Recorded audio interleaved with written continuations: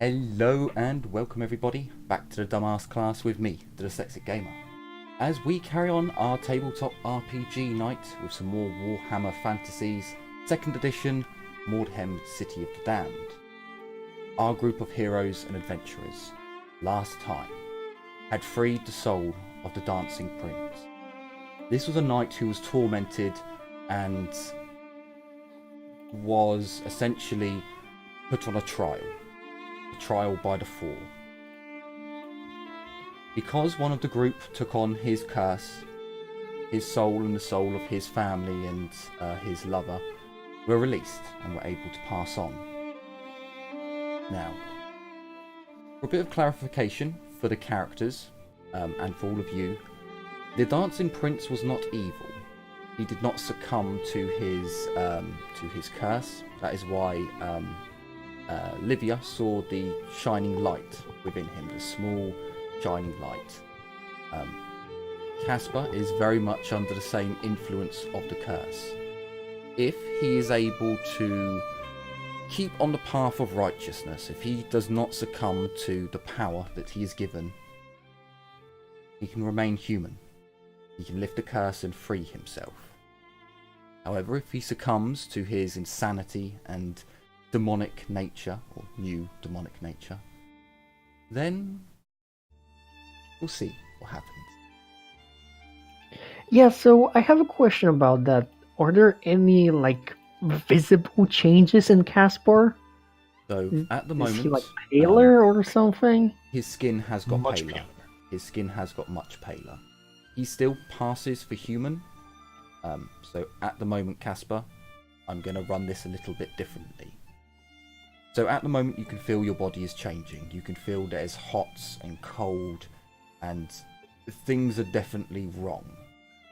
You don't feel any negative effects at the moment. The day is quite bright. We're probably at about 11 in the morning. Oh, shit. So, we're not actually at midday yet. You're not burning. You do find that it's very bright as you lift your head up and look, and the beams of light coming through the ruins. It does feel very bright. It's like you're getting glare off of a very sunny day off of the water. Apart from that, there's no negative effects. It will be 3 days in between your feeding. From what I've learnt. From what I've gathered, you should have longer in between your feeds. So 3 days is what I've decided until I can find other rules that tell me differently. Okay. So as we left off, you had all gathered. Livia had thrown another cloak over Caspar as he regained some of his consciousness. A few moments will go past. Because you had waited there, and then the carts had come up. The 2 carts have made it up here very slowly. All the women and children have been placed in one cart, and all the PCs will go into another cart. If you want to take some time now to try and help the women or check on them, you can.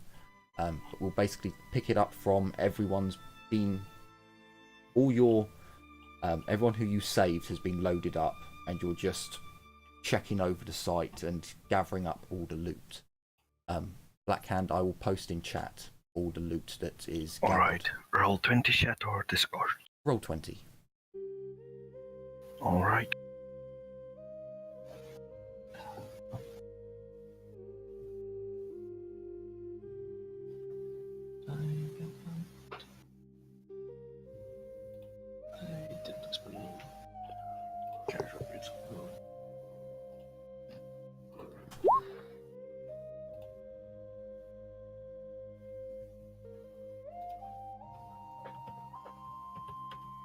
Okay.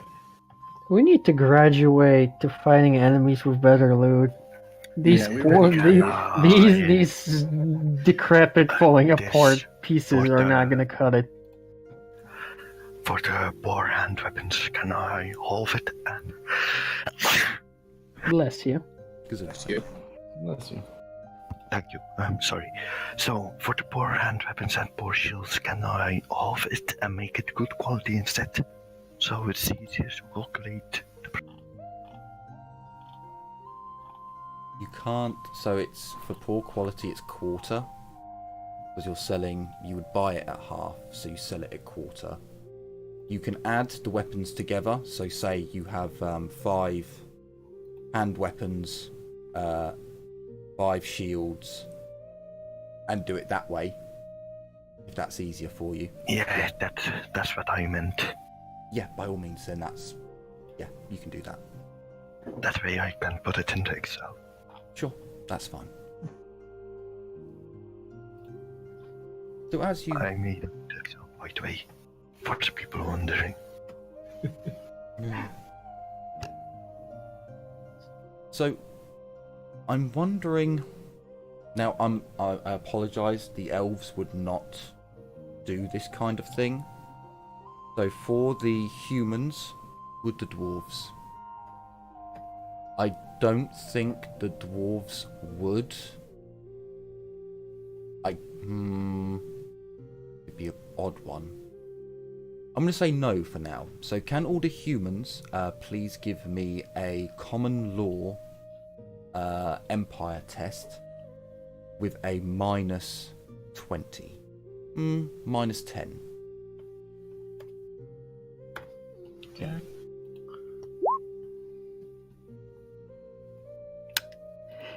Starling really well. And then bad Nuffle rolls out taketh. quickly. Oh my No, god, that was that's close. And Nuffle Yeah. giveth. Okay, so Casper, as you're kind of covering yourself from the direct line of sight of the sun, you're kind of turning round, looking more into the ruins, and you can see Black Hand gathering up the equipment, and maybe someone else is helping as well. But you spend a moment and you're looking at the Beastigore. You seem to remember something. Yes, wasn't a noble in another province, or was it a bounty hunter? You can't quite remember who it was, but you remember someone saying that some nobles will pay good money for big game trophies and a story to tell. Do Beastmen do Beastmen count as game?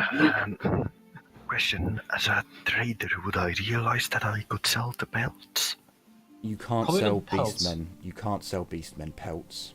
No, it would be the heads as trophies. You know where you would have mounted. Or Deer the heads? trophies? Then Yeah. So Casper knows that now, not for all beastmen, only big beastmen. So you're talking Yeah, the like Beastigore not up. Nobles will pay for hunting trophies that others collected for them, and they'll pay a bit extra if you can tell a good story, write a good story to go along with the trophy. Casper, you know this. You Would it be don't know. just the head? Yeah, just the head. Okay. But you don't know any nobles personally who will buy the head. You just know you can. We do know a noble that would probably know nobles. the noble that was the friend of Humperdinck, didn't he have trophies on the wall? He had shields and weapons, didn't he?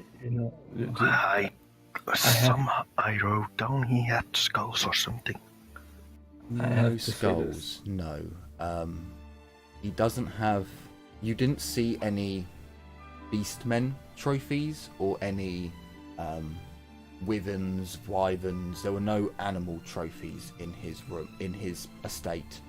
You did see the weapons room and the armory room where he had weapons as trophies and like as loot, basically. Yeah. Well, while avoiding the rays and shielding my eyes, I'll call out to them saying that the head of the Beastigore, or the big one, would probably fetch a price. we probably need to preserve it somehow. Mm. Do we have salt with Maybe not salt, but well, there's always sawdust.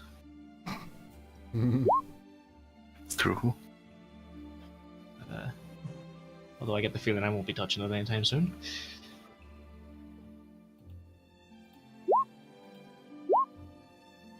Mm. The boat belongs to Magness. For all of you asking. It's an odd one. So if you really want to sell beastmen pelts, you're gonna have to con people, and if they find out that you're doing it, I can imagine there'll be a lynching. But you can, if you want to try. Wouldn't there be a market wouldn't there be a market for it? No. No, it's beastman hide. Beastmen are really looked down on, to say the least, and feared at best. I do have to agree with the boat. It would be. I can see this from a swindler going like, "Oh no, this is definitely sheep fur." Yeah, you could try and pass it off as goat or something like that, or You cow. would need to which is swindle. You would need to swindle people, because beastmen are also beings of chaos. So Yeah. being in their presence. So if you eat beastman meat, for example, you will mutate. It's why beastmen are not eaten. It's why halflings do not sell pies with beastman meat in it, as far as I'm aware. They will do it with everything else, humans included. But beastmen meat is something that in the Empire, from what I can gather, is not eaten unless you're in the boonies and they're, a very weird people who are mutating and going odd and like pray to the dark gods. Or you're an ogre. Then you just don't care because it's food. Yeah. True. Well, there is the story of the beastmen. There's a guy that got in a fight with some beastmen and one of them slumped over him and he was too weak to actually push it off, and just over the days he mutated just by the blood itself pouring onto him. So it's not a good idea. So the lore behind the beastmen is they are humans who were mutated by the storm of chaos. So, yeah. It's up to you. If you do want to swindle people, I'm cool with you doing that. That's an in-character thing. But know that it has dire consequences. Yeah, I probably would be, as a sensible trader, don't do it. I mean, that's as bad as me getting caught right now. If you get caught doing that. If you're gonna do it, don't do it near Aurelia, please. But the head is something that, for whatever reason, you can trade on the black market. You can trade to nobles. It's just certain people, if they catch you, will obviously be very, very upset. But again, that's if you're flaunting it around. If I've got an ID group. What if we purchase the skull of the pig, beastman, and put it on a banner as a sign of our war? And ask everything to pay for it. you could get a standard bearer, I wouldn't stop you from having a standard bearer. You will be forming a warband. It's something that they would have. I mean, we need to think about branding. Yeah, but not that. What? When they want some beastmen killed, they see the skull, and now we're capable of taking down beastmen. Yeah, but witch hunters look there and go, "Oh, they worship a beastman." Yeah. Like, so Not tell me the only- story. So tell me the story of how you slew this. Well, there was a knight who was. Oh, hang on. So yes, let's be deceived. Deceive roll, quickly.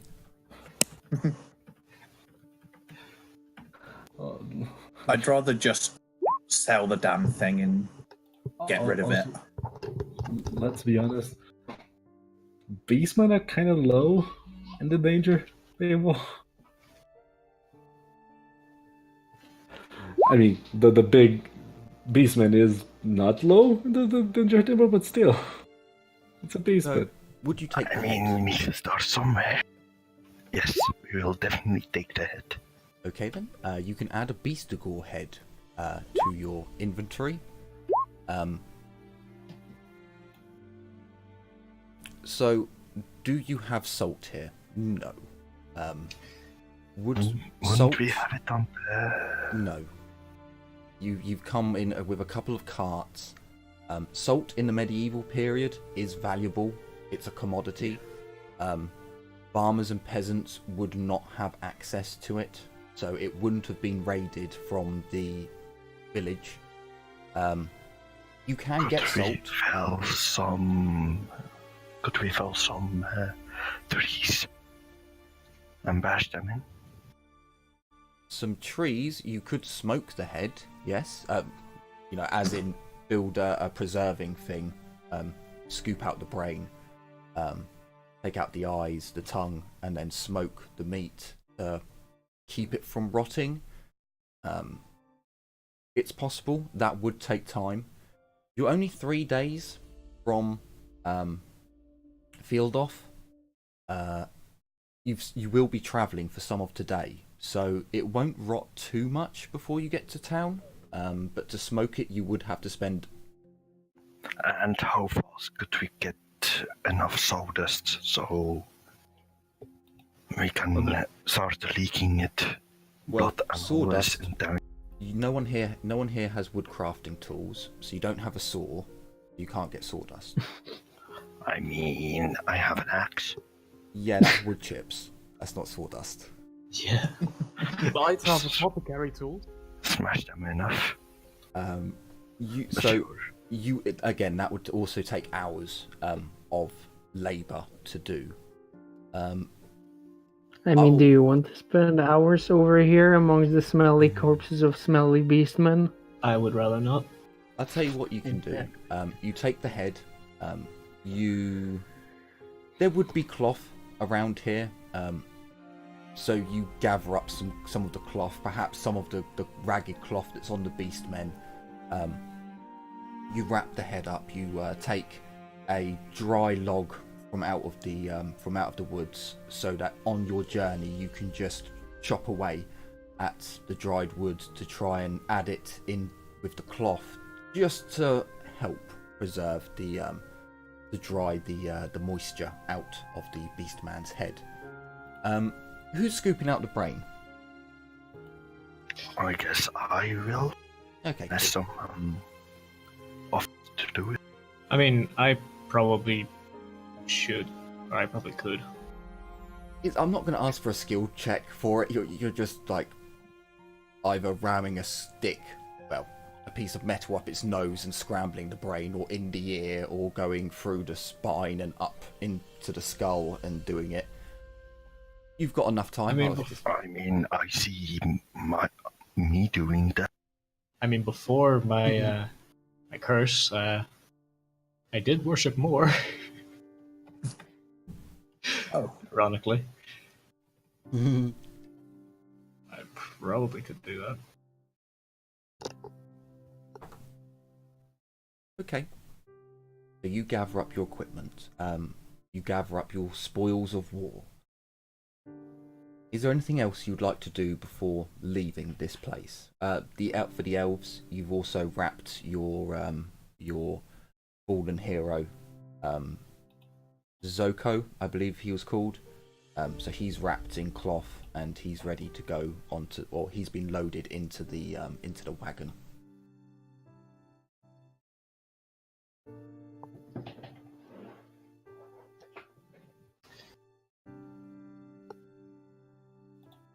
Ragnar would just make sure that the people we rescued are on the wagon, safe and sound. Sure. I'm going to ask my friends for another cloak, just to be on the safe side. I wish to borrow a cloak of someone. I know Aurelia's already given me one, hasn't she? Mine was ruined when I wrapped the hero's corpse in it. Sorry, not Aurelia. Lydia? Yeah, I gave mine to you. Okay. Relia used hers to bury the elf. I don't know. We want to bury the elf, just to wrap the elf.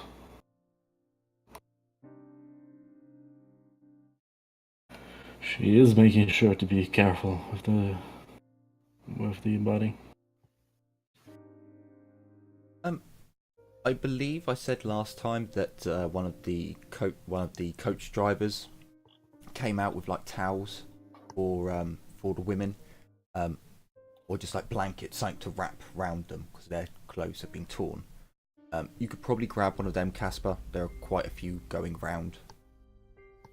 Okay, yeah. And I'll wrap myself up, make sure there's no exposed skin. Is it particularly chilly? It's something from the something night had. I seem rather sensitive to sunlight. It's blinding me somewhat. I'm just gonna protect my eyes, I should say. Carla's just gonna shrug because she doesn't know what is normal for you. She's literally just got here. It's fine.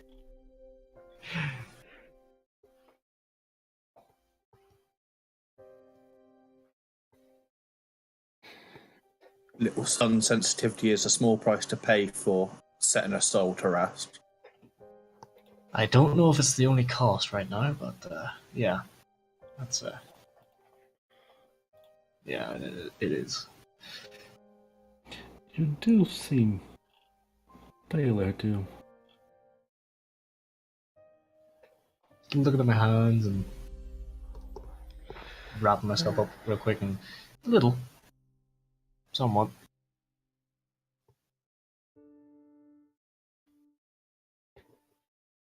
Casper does look like he's been through an ordeal, as if, scared and gone white. That kind of complexion at the moment. I should just change my skin tone to pale.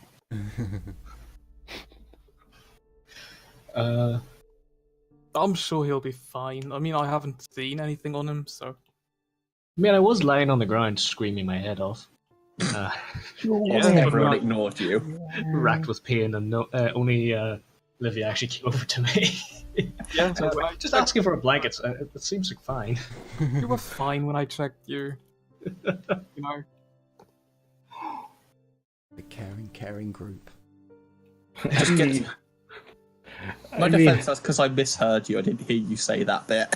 It's like, oh crap. I was protecting against it.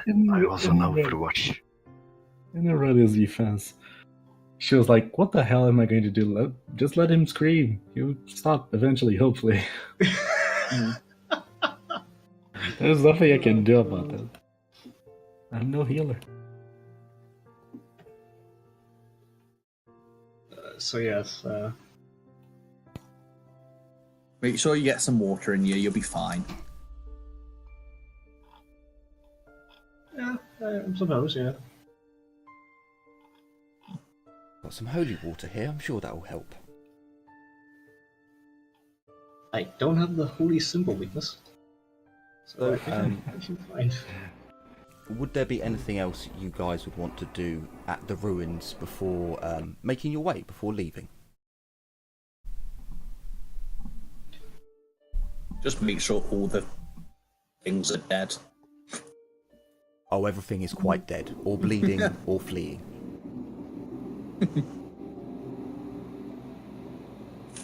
Lydia would go back to the women and, make sure they are okay for travel.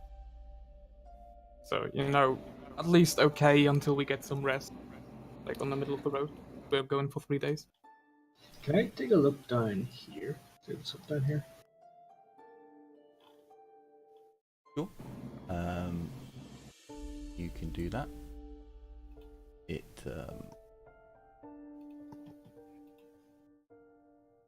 Okay.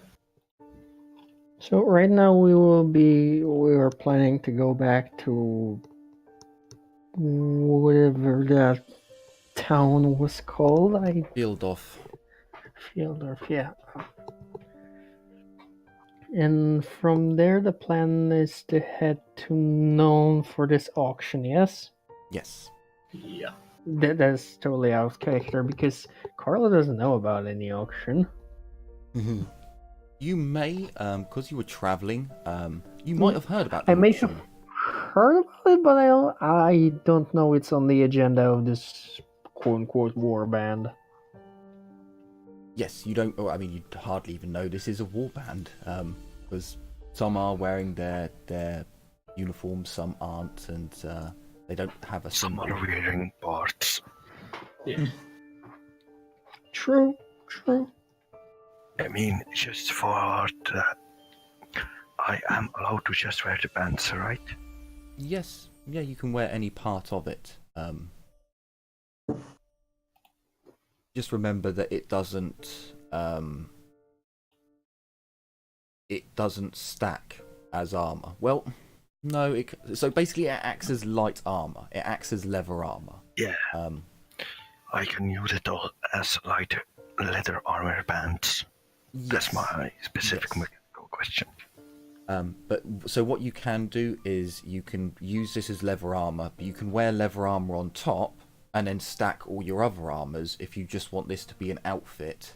Or you can do what the mages did, which was remove some of the padding so that it lost its armor class. I didn't do that. It's entirely up to you guys. But so you gather up all your loot, you gather up all the survivors, and you bid farewell to this ruined estate.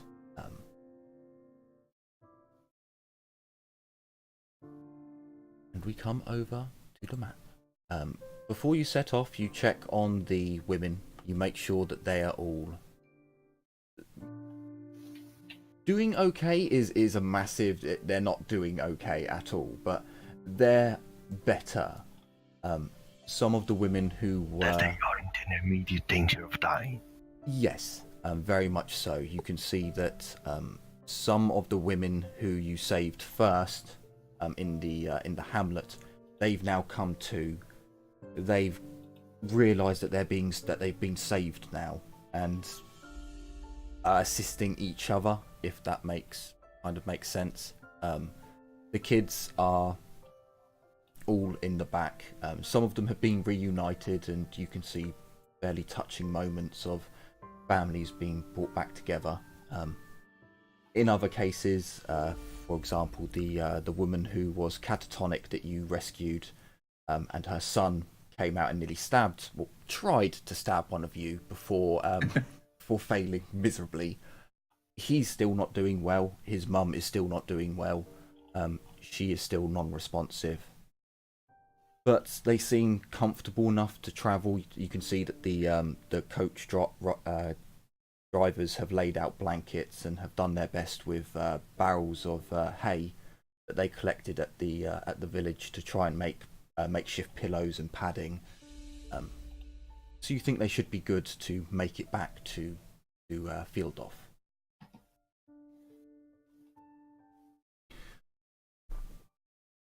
As you set out, the first day is uneventful. You sleep in the wagons. Some of you will just be on watch at different times throughout the night. Nothing happens. You make a quick camp. You set about your business. Everyone sleeps. None of the watch is disturbed throughout the night. Casper, you find it difficult to sleep. In fact, as the sun begins to set and you're no longer being blinded by this light, you feel more awake. Although, after, towards about 1-2 o'clock, you do feel tired and your humanity is still there. But as the night draws on, you do notice that you become thirstier. Your throat feels a little bit drier, and although you have sips of water here or there, it doesn't get rid of the dryness, and it doesn't satisfy. You don't feel the water almost churns in your stomach slightly, and is unpleasant. But you still don't have the crying thirst for blood. Okay. Do I know it's a... So because of your visions, you knew what you were becoming and what you were getting in, what you were getting yourself in for. So you could see, for example, a von Karstein drinking blood and a Lamaran. Is it Lamaran? Whatever. The female vampire drinking blood, but you could see them drinking it in more of an elegant, in glasses, and then divulging down, obviously at the very last, the Nazgul, or the Ghoul King, is another name for them. You saw just a monster eating flesh and draining the blood from limbs before devouring the skin and bone.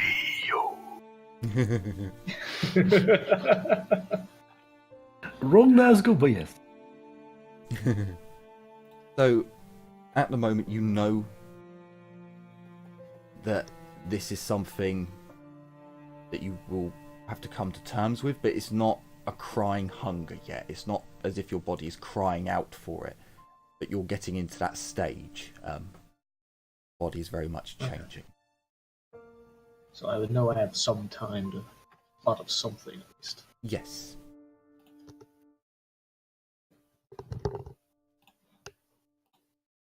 However, Right. as you do drift off and you get a few hours sleep before the sun rises and people wake up again, this day the blinding feeling is very much more.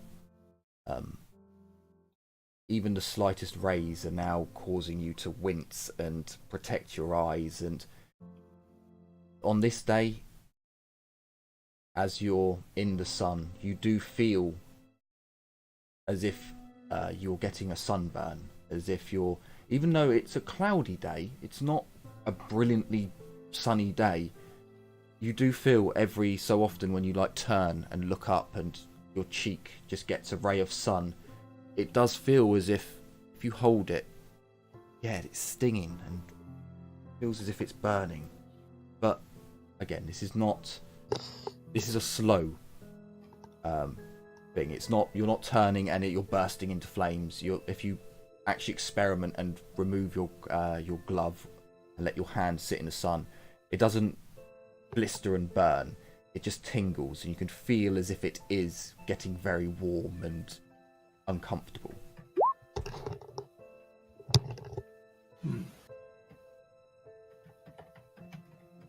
Yeah, that's gonna be a bit of an issue. Yeah.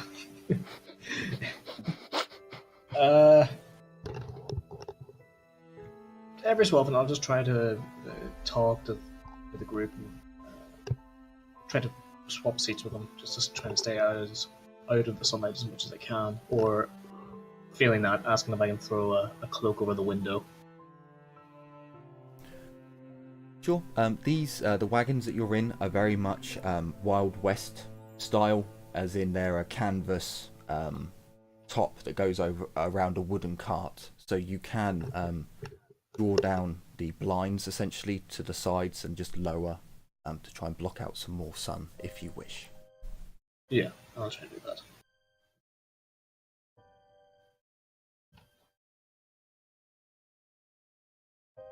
That does leave us open to not being seen out, but at least I won't burn down the cart with me. For each coach driver, they do have a small child apprentice helper that goes along with them. So there's always two sets of eyes looking out when they're making their way. Okay. There's your first meal. Oh,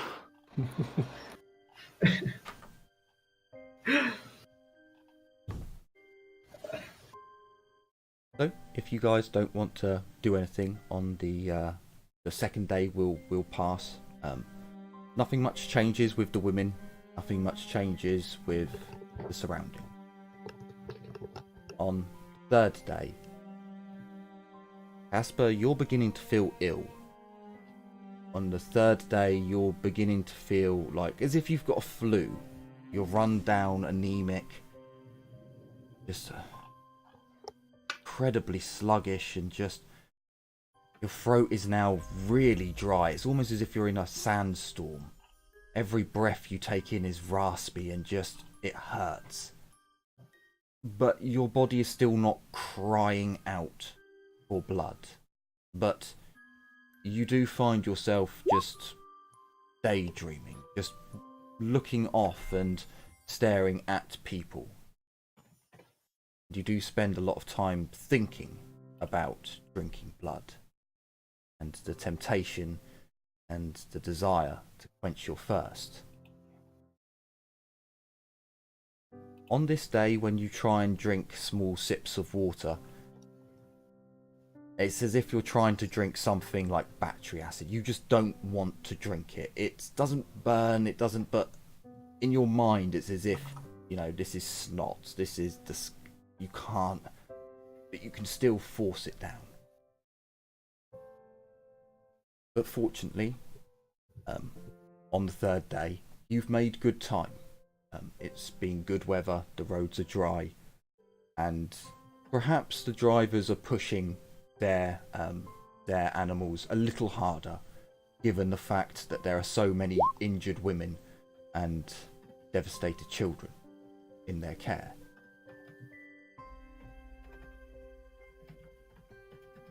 Okay. So by late afternoon, you see the city walls come into view. And not long after, you are in those walls. You have passed through the gates. Today is overclouded. It's almost looks like it's about to rain, as if there would be a shower, but it's held all day.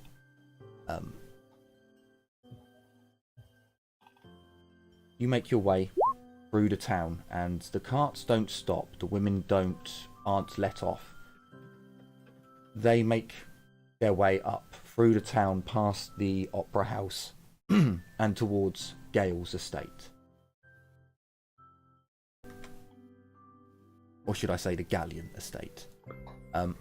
At the walls, one of the wagons, the one holding the women and children, within the walls of the estate.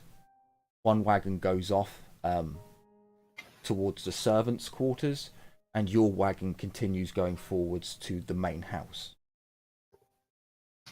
For any of you who peer out, you do see servants arrayed along the steps, welcoming you back to the estate, to the manor.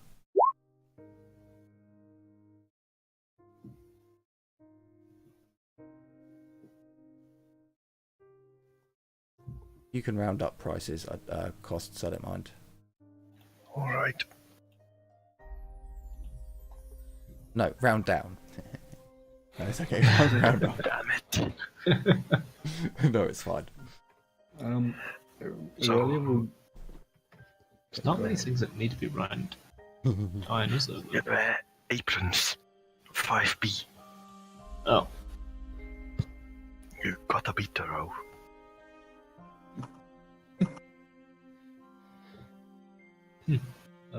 Really, we immediately go talk to one of the servants, and she's gonna ask where she can find a carrier pigeon so she can send a message. Very well. We'll bring one. The lords will be down any minute. If you'd like to, well, tell them what happened. For anyone who's wounded, we will take you to the as some of you start to get out and others are a bit more hesitant. By all means, we can take you to the infirmary.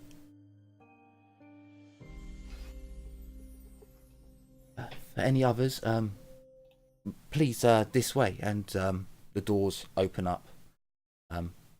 Carla, which cart did you get in? Oh, how many carts you said there were? There were two. One of them would have had all the women who had been violated and all the children that were in the tower with you. The other cart would have had the other PCs in. I think. Yeah, I think Carla would stay with the children. Okay, fair enough. So at this moment, Carla, you are outside. So your cart split off from the others. So we'll do Carla first. So as your cart splits off, you see that as you peer out, you can see this amazing estate, protected by thick stone walls, and around this amazing castle-like, it's almost like a fairy tale estate. You're brought round to a much smaller building, but still very, very nice. Nicer than anything that you've ever stayed in before. And you can see just an array of servants, and there are a couple of clearly priests. You're not sure which priests they're from. You can also see a number of nuns, of sisters. As the cart makes its way, you can see that as soon as it comes into sight for those waiting, they immediately start moving into action. Water starts getting brought out, different cloths and like tool kits, but they're carpenter's kits would be better. The old wooden style ones that open out with many different drawers get brought out onto tables, and the cart pulls up. The young boy goes into the wagon as the driver gets down and goes to the nuns. If you just wait here a moment, we'll get the nuns and the priests to assist. One moment, he gets back round and goes onto the seat, and you can see him standing there looking at the man, the driver. You can just make out the words that he's saying, murmurs and an odd word here or there. Before you would see at the back of the cart just about 4 or 5 nuns appear. They open up the back of the cart, and you can see that they make the signs of...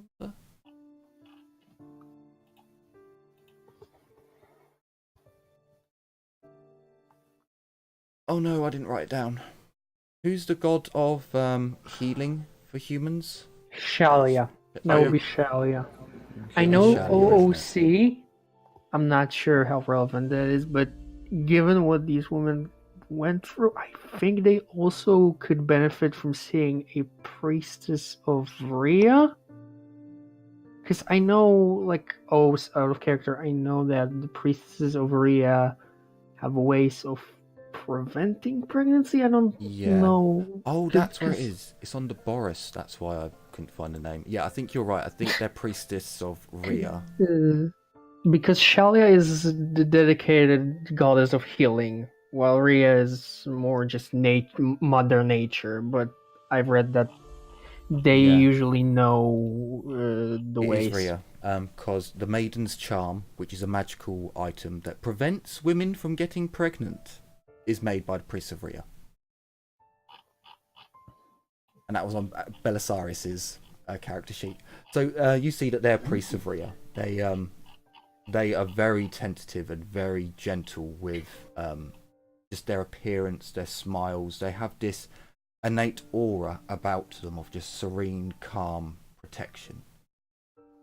And as the children kind of turn, they welcome the children with open arms. You can hear blessings that they were safe and they were fine. And come on, they take the children down and show them that that you're safe here. You're in Lord Galleon's estate. There's food, there's drink, there's shelter. They take the children, and one by one you would see. I mean, I imagine you'd get out of the cart because you're not hurt, and just observe a little bit. you can see Just that they... stand to the side, make myself look as no one of importance. Sure. You would see them take these devastated women, they place them down.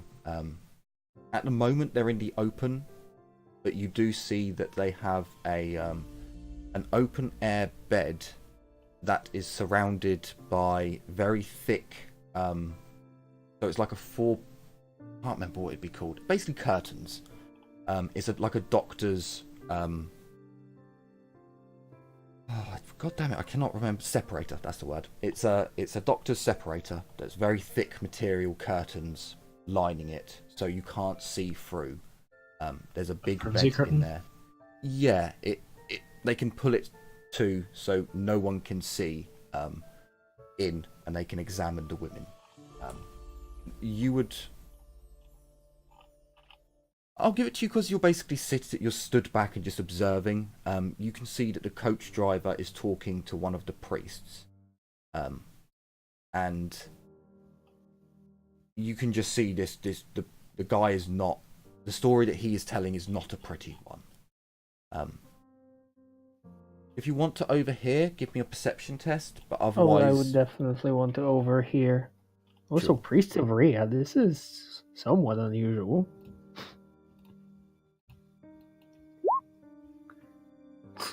Okay. Just on... Okay, so You Carla, know... the rest of you aren't with Carla. You're in the estate. Oh, She's at the back, around by basically where you're staying. They've turned where you were staying. They've turned into like a trauma area in case anything happened, in case you brought back survivors, and well, you brought back survivors. You can hear the whole story. He's not hiding anything back, and in great detail as well. And you can just see the priest is he goes white. And you hear the priest, the priest walks over to one of the... You'd probably see that she's like the matron of the nuns. She's definitely a high-ranking nun, a priestess of Rhea. Nun of Rhea. They wouldn't have a priestess here. And you can just see her face goes grim. Or... She gathers a few of the nuns, and they go over to a preparation area that's been laid out. You can see that there's basically a slab of stone, and they've got a cauldron there bubbling with some sort of fluids, and you can just see them start to take out herbs and start putting herbs into this cauldron to brew something up. You were taken, Carla, or you were shown to a table area where there's refreshments have been laid out. Nothing fancy, just some breads and some dried meats. Hell, this food. This is more than you get sometimes on the road, so I'll take it. No, Galleon's not feeling very generous. It's just dried meats and leftover breads. So they're a little hard. They're not freshly baked this day. Perhaps they were yesterday's or the day before's, but... Food's food. And we leave you for a moment, Carla, as you regenerate. You just take a moment to relax in these grounds. For the rest of you, you are shown into the entry hall to the Galleon mansion, castle, what have you. And you can see that Humperdinck and Galleon are making their way to the entry hall, as you all make your way in and line up, and Rhys steps forwards and he makes his way towards Lord Galleon, and as they kind of meet in the middle, Rhys, Galleon and Humperdinck, Gale and Rhys slowed their approach, whereas Malleus steps forwards and, it is so good to see you all alive and well. This is most good news, Edda. And how was what happened? I drop the head of the beastigore and I start spinning a fantastic tale about our heroics. Okay. Cool. Fair enough. Right. So, I would like from you either a performance test, storyteller, or you can do a charm test. But the charm test will not be. Oh no, because you didn't kill. So it'd have to be a deceive test. Deceive is charm. Oh yeah, it is charm, isn't it? Yeah. I do not lie about the story. I tell the story as is. Okay, cool. I do not say I killed more than anyone else or things like that. So do you want to give me that charm check for telling your story?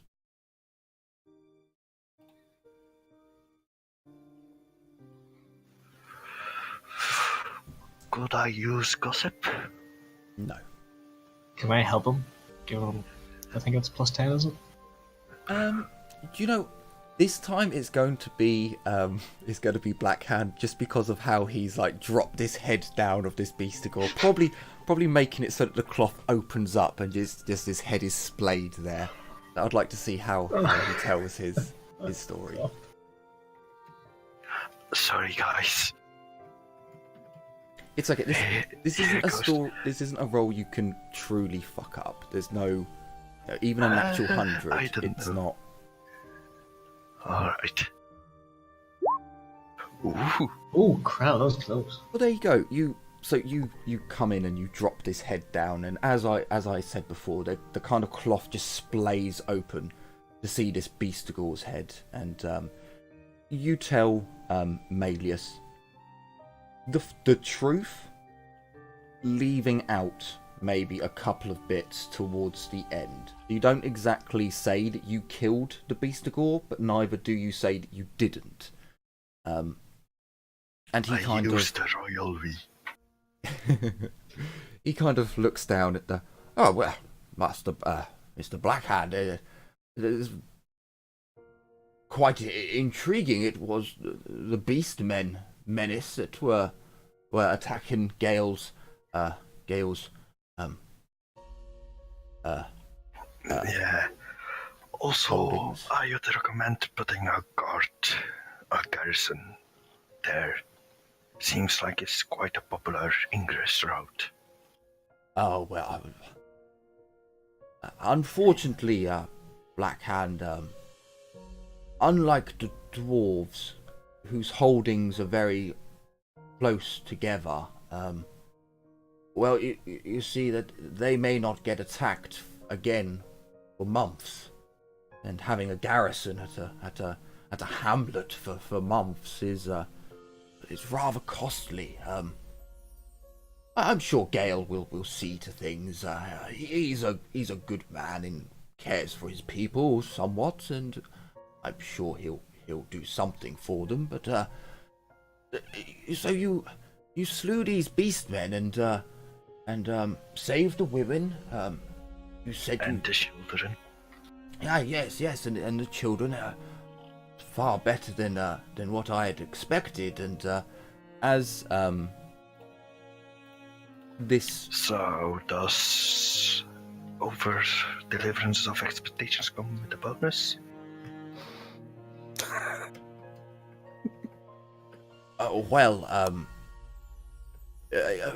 You have done very well. All of you have done very well, but it's.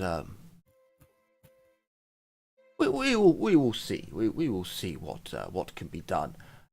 He looks at all of you, goes along, and has a little bit of pride that you've done so well and helped his friend. It's about this time that Galleon picks up his pace and begins making his way to Magness after speaking with Reese. So,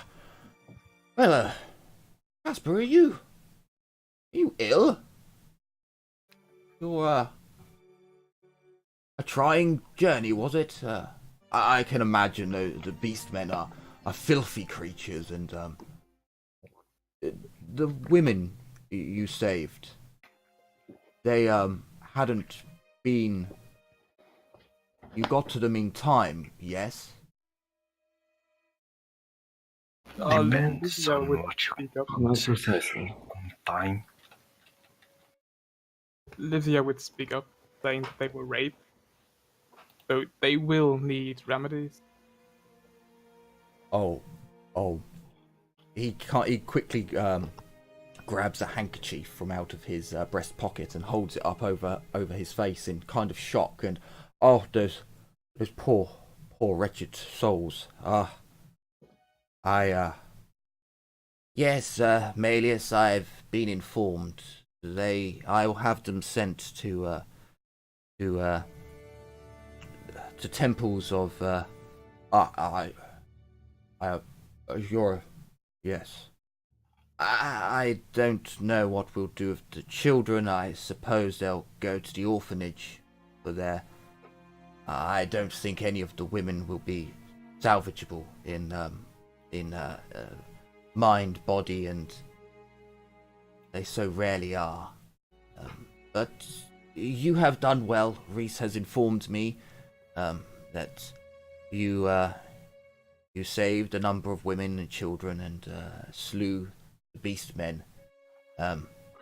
But he informs me that there was some other matter up at the ruins of one of the old noble estates. What transpired there? That would be something I would like to talk to you both away from prying ears.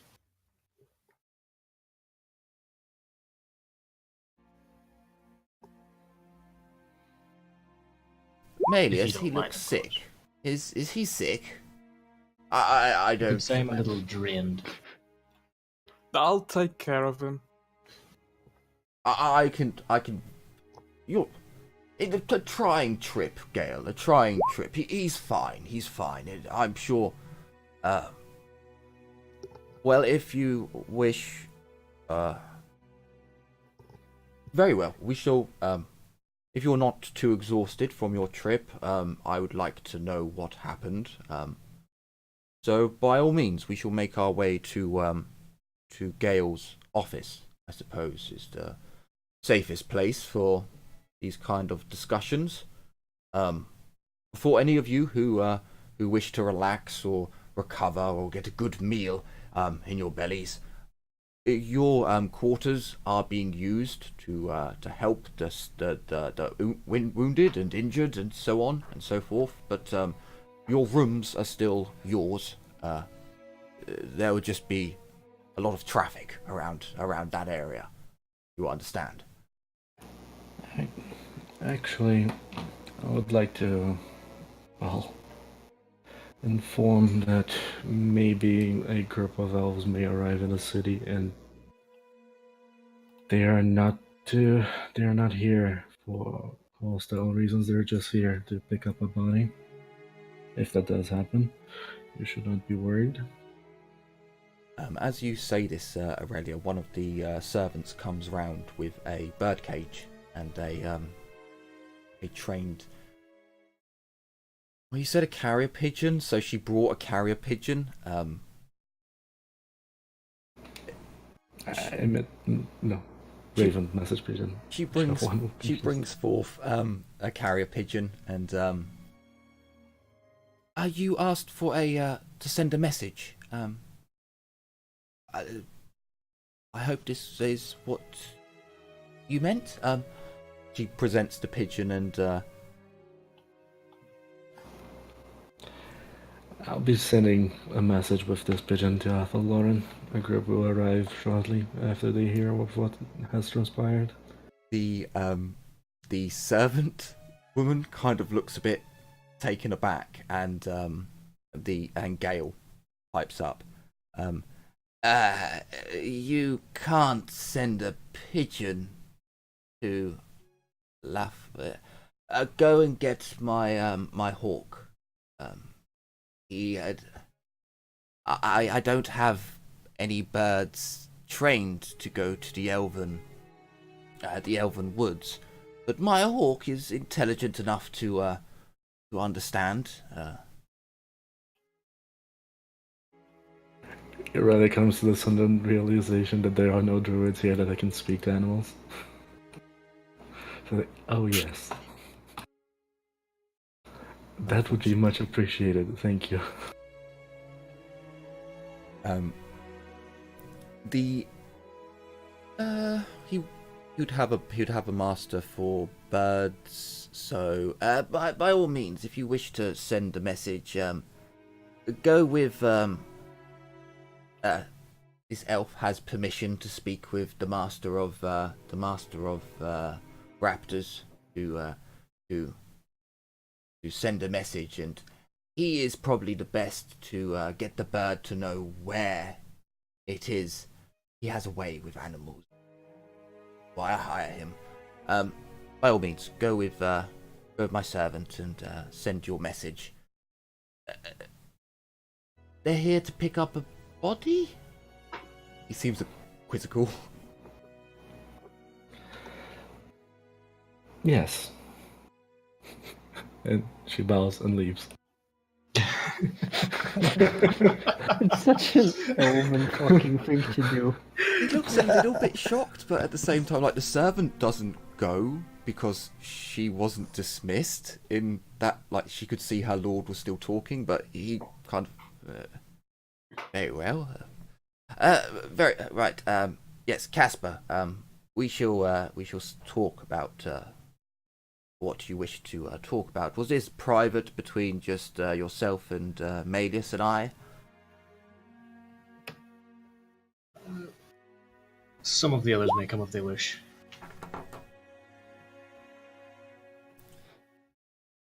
Very well, very well. But this way then. He turns to one of the servants and I feel a spot of tea would be nice. Cold today. Yes, my lord. And servant goes off, and you are led to Gale's office. This is not the war room. This is his personal office. You can see incredible finery and luxuries just plastered everywhere. There are a couple of high winged-back chairs. There are exactly 4 of them. 2 at one side of the desk, 1 obviously at the back of the desk, where Gale goes and sits. And there's another one off to the side next to a globe. Magness takes a seat. Magness actually takes a seat by the globe in the corner.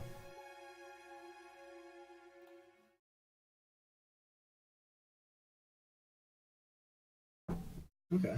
The door shuts, and for those of you who are in here, who would have come into Gale's office? Obviously, Casper did. I would. Okay. Olivia would have gone in. Yeah, Ragnar would have gone in as well. Just everyone. Okay. So at this point, it's everyone but me. Magness, would you have gone in as well, or would you have gone off somewhere else? Sure, Magness would come in, I think. Okay. It is a large office, but some of you have to stand. It's just how it is. A space is... Well, Gale basically gestures to Casper to sit down in one of the chairs. Okay. Yeah, Casper will take a seat.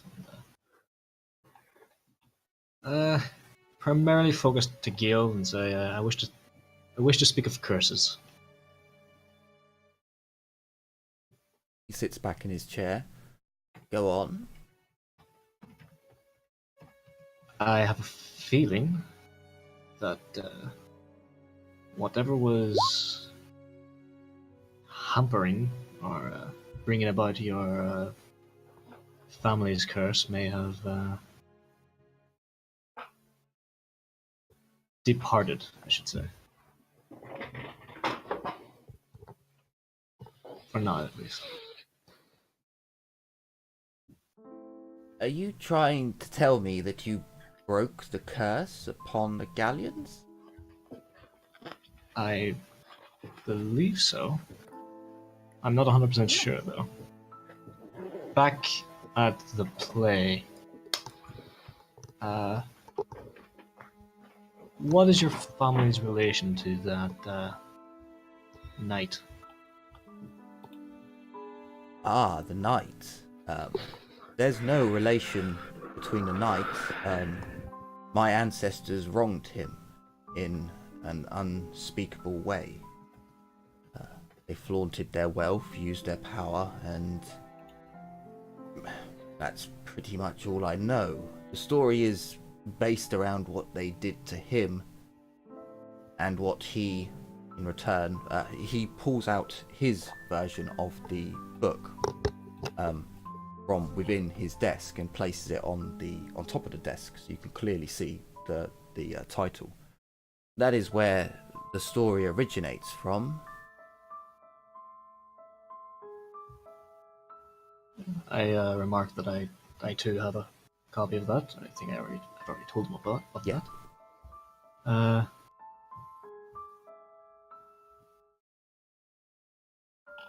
Well, the knight has finally passed on, I could say.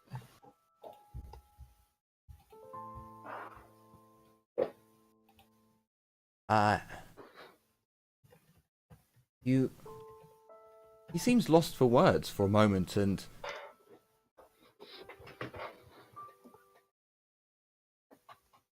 you slew the knight.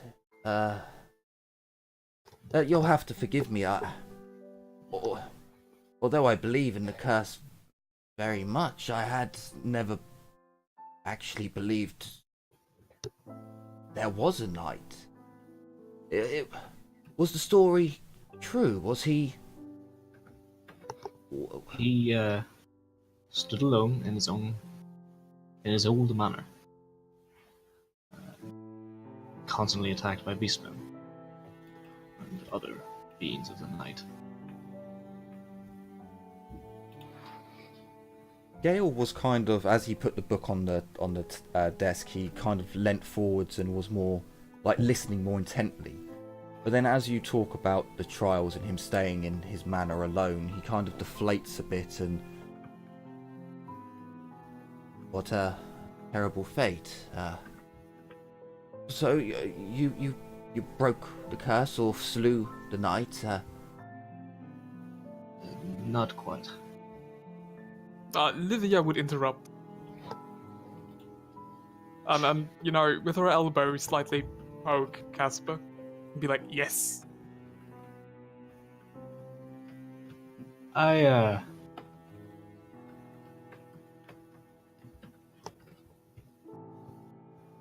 Yes, sorry.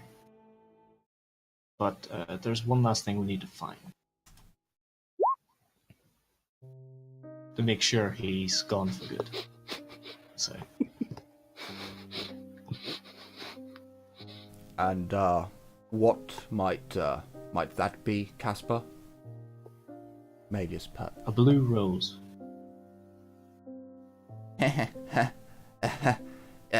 You must be joking. I very much wish I was. Casper, blue roses do not exist. They are a myth. Well,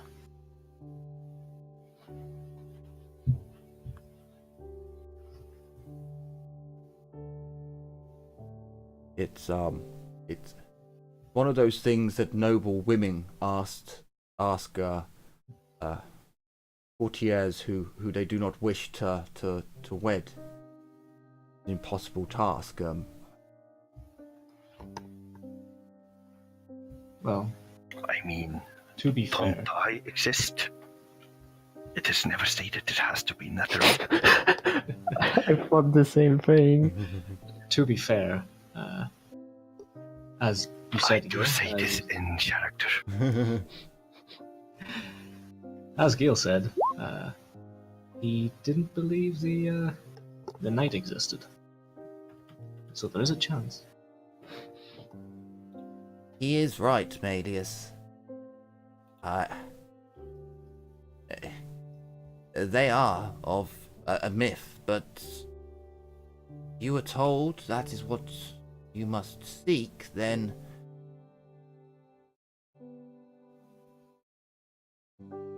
if you were to say that this is to end the curse upon the galleons, then well, I can thank you dearly, and I will reward you, but I can't fund. No, that's okay. I really wish to let you know because I felt that some choices may have affected your family at the same time.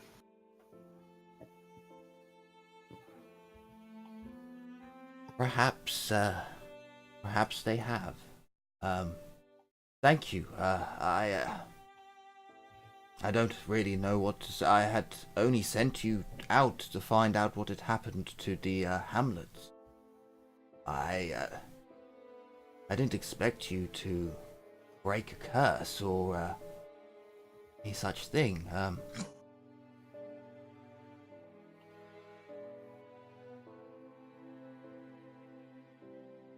I am lost. It's quite alright, Gale. You take a moment. Malius gets up from his chair and he walks over and he places a hand on your shoulder, Casper, and you can feel him squeeze a little. I'm sure Casper has told us everything that he remembers about what happened, and it must have been a trying ordeal for all of you. Again, I when I sent you out there, it was merely to scout the area and find out what had happened, not to go off on such grand quests. But you have all done well. I believe I will extend my my time if you do not mind, Gale. Allow my warband to rest and recover from what must have been a trying time. I can only imagine what they saw in that hamlet. It will certainly have an effect. I'm saying that out of character.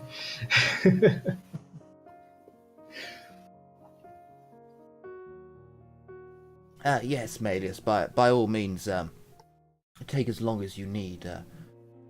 But I have heard that the auction will be happening somewhere next month or the month after if the Countess decides. I not to worry, Gale. I will see to my business in Nullen, and auction will just happen when it does. It's not a problem. We will spend some time and allow the recovery of my people.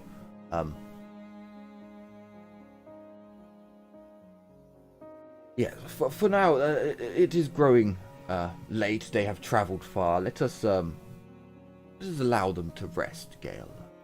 And if there should be anything else that they would like to tell us, his hand tightens around your shoulder ever so slightly, Casper. I'm sure they will tell us in due time, or once the stresses have left them. Do we notice? No. You wouldn't notice like his hand. Like, if you want to notice, give me a perception test. I would probably say there's a -30, because it is. You know, you're looking at hand gestures of someone you might not have perfect vision on, because I don't know where everyone's stood. I have lifted the curse levied upon your family, but at the cost of your life. I'm not that edgy, Jesus Christ. Ragnar, you definitely notice the rings on Maelius's hand twitch and go down as he says that, as you kind of look over at Maelius. I think Livia would be right next to Casper. Would she see that?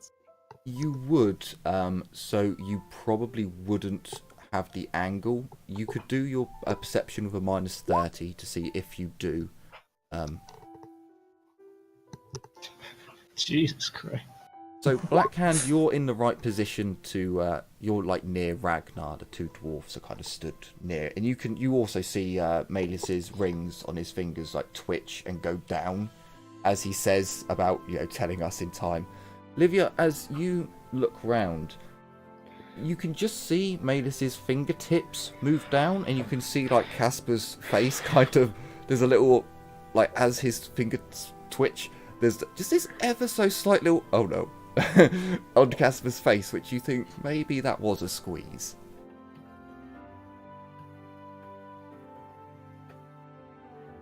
Livia will be like, yes, getting some rest would be great. I think I also should have another look at Casper, since he seems rather sickly. Must agree, my lord. By all means, I think that would be an excellent idea. The nuns are... He kind of thinks to himself for a moment, and the nuns are there, but I'm sure they'll have their hands full, so you can probably use some of their herbs if needed. Just let them know that Maelius or that Gale has approved it, and Gale kind of nods as he sits back in his chair. Thank you, my lord. She makes a more painful bow, because elves aren't really used to bowing to humans. And she tried to take Casper out of the room. Sure. Maelius and Gale both give kind of that body language of yes, you can move. Maelius lets go of Casper's shoulder, and yes, go and rest, all of you. You deserved it. As you all rise and go to leave, you'd notice that Maelius steps along with you, and he actually puts a hand on the door, and as Casper leaves, he steps in ever so slightly, pulling his head forwards so that his head is behind the door. We will speak later. And he comes back into the room ever so slightly. You could barely tell he says anything at all, but you can just hear the rumble. And Gale, would you like a cigar or a drink? I fancy a spirit and a smoke of some sorts. Oh, well, Maelius, my butler said that a delightful halfling came by and has brought some wares and goods from the moot. And I believe he even brought some lullabutton weed if you care to partake. And oh, marvelous, Gale! You should have said earlier. Send it up. Send some down for them as well. I will cover the cost, of course, to help them relax a bit. And well, very well, I suppose. If you're willing to pay for such an expense, your yes, I insist. I do insist. The door closes. You're led back by a servant who was waiting outside for probably Livia, maybe definitely Casper and Livia. You would have seen as a bit of a shock as she sees like Maelius holding the door, but nothing is really said. She leads you back to your quarters.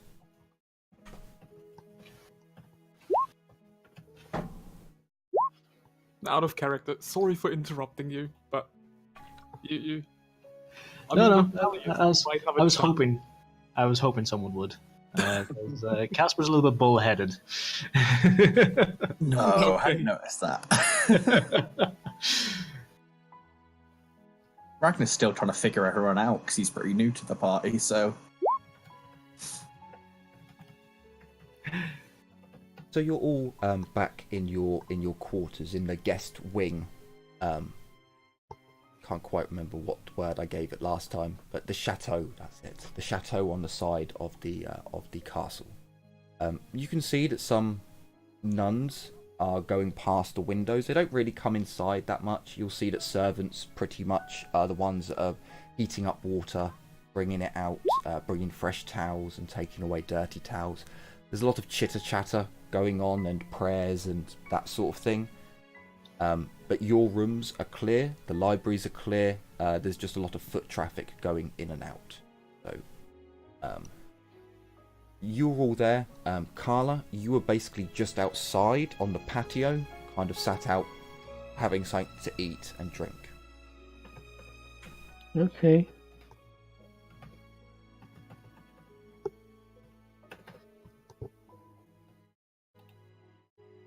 I think Livia would follow Casper to his room. Ragnar would definitely try to follow Casper as well. Because he wants to ask Casper some questions. Put it that way. Yeah. As you enter, and you kind of start dissipating to the areas, Aurelia, you would have, to speediate this bit, you would have met the master of raptors, of birds, essentially. You would have met this amazing falcon. He would have told you how intelligent it is, and it will find where you want to go for directions that you give it, and landmarks. So it's a little bit odd, but you write a message. Well, actually for you it might not be as odd. You kind of describe through landmarks to this falcon. You know, go to the great forests to the south, follow the river into the heart of the forest, and look for the great tree within the heart of the forest. Go there and seek, elves. Seek people. And the falcon raises its leg. I've already written out your message. You tie your message to the leg, and the master of raptors takes the bird and sends it, and it takes off, soaring off into the sky. You are then shown back to your quarters, where you see everyone has kind of just arrived and are now dissipating.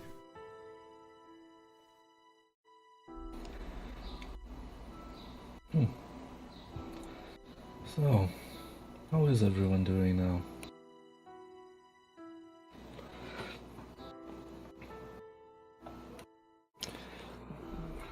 Aurelia will go sit next to, the group. And she's gonna stare into Casper and say, "So, Casper, how are you feeling now?" Casper is in his room, so you would have essentially... sorry. So you've come in, you've seen everyone kind of dissipate. The group essentially has followed Casper, so you kind of tag along, heading off towards Casper's room. Casper, as you kind of make your way to your room, a lot of people following you. Yeah. I'm fully aware. And I misunderstood. I apologize. That's fine. Hello. Hello. Hello. hello. Yeah, I'll yeah, if they want to follow me to my room, that's fine. I probably won't be there for too long.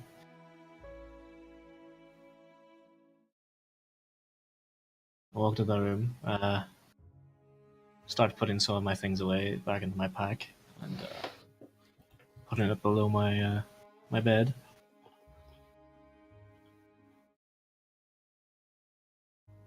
Turning to the group if they do continue to follow me inside and ask, or just simply state, ask your questions.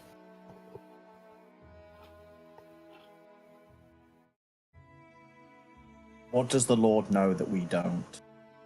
There's something you're not telling us. I believe Humperdinck is more pissed off at me upsetting his friend with unfortunate truths. Although he may suspect something else as well. Olivia would just stand in a corner, like slightly boiling with rage. Not really saying anything.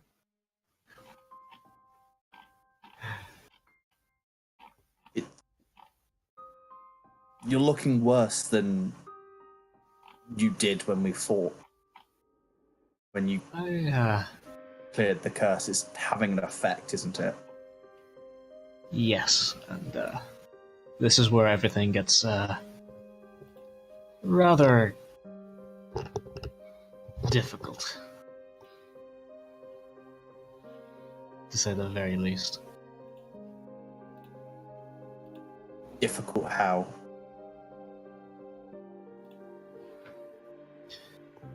Who all followed me in? It was everyone, or was it just Ragnar and Livia? Everybody is there too. I presume I would have followed the group out of the office. You're in your quarters now, Blackhand. You're in the estate. Would I been able to go to the market? Sure, you can leave. You essentially, as everyone else is led into the guest wing, the chateau.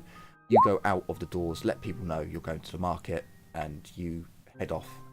As you make your way out, you can see the nuns, and you can see Carla is sat there having some food, and you can see the children are being seen to. But you take your bag of loot and you make your way into town. You can do that transaction fine, unless you want to do some rolls. But you'll be gone for about 20 minutes. The price. Yep.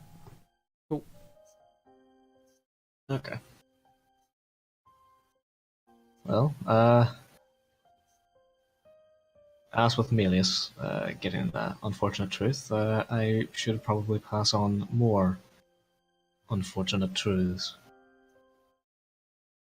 Anyone who wishes to live in ignorance may leave now.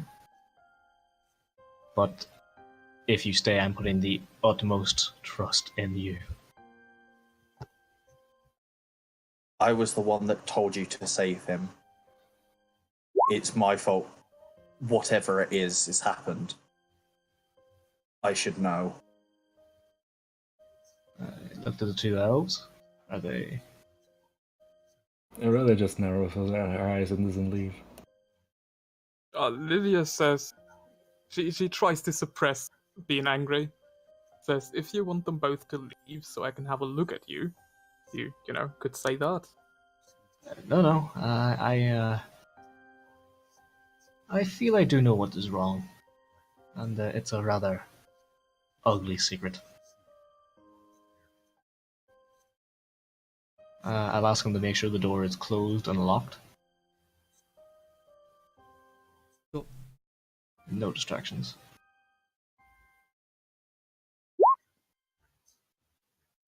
And I open my mouth.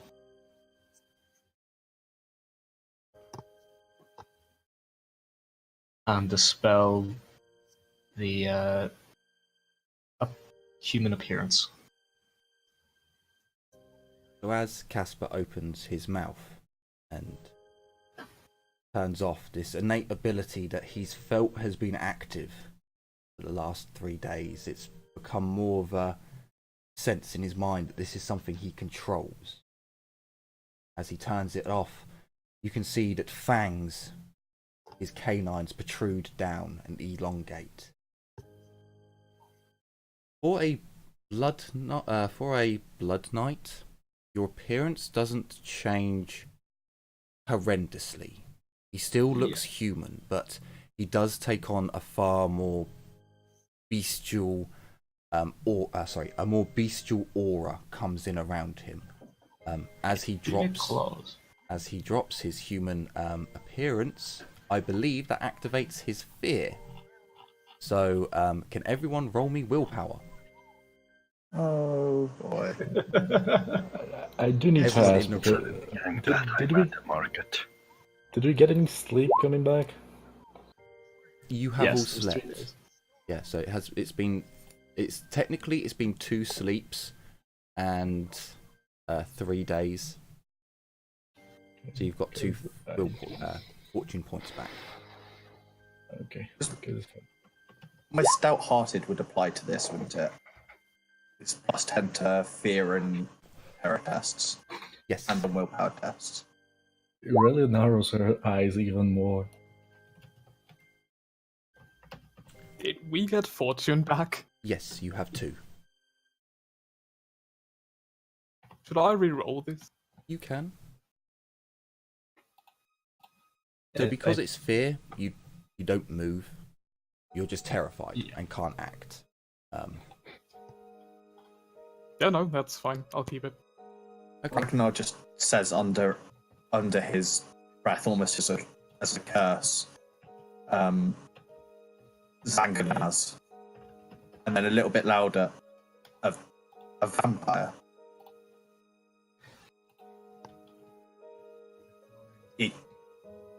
The curse turned you? Yes. And I look as poorly as I do, because I have not fed.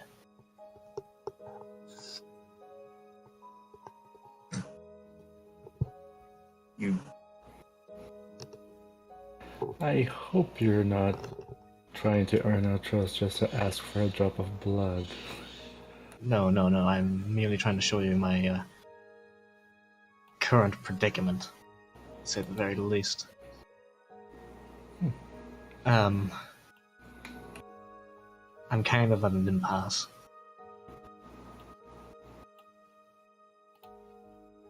Well, how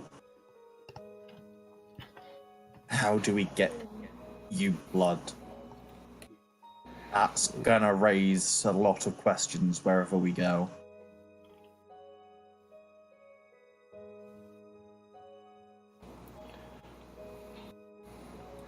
Aurelia stops leaning on the wall. She approaches Casper, gets her face a little bit closer, stares at the fangs. Leans back. Goes back to the wall. Leans against the wall again. Well, we can try feed you some animals. Maybe that can help you. I was thinking that maybe they will stave it off somewhat. Water does nothing.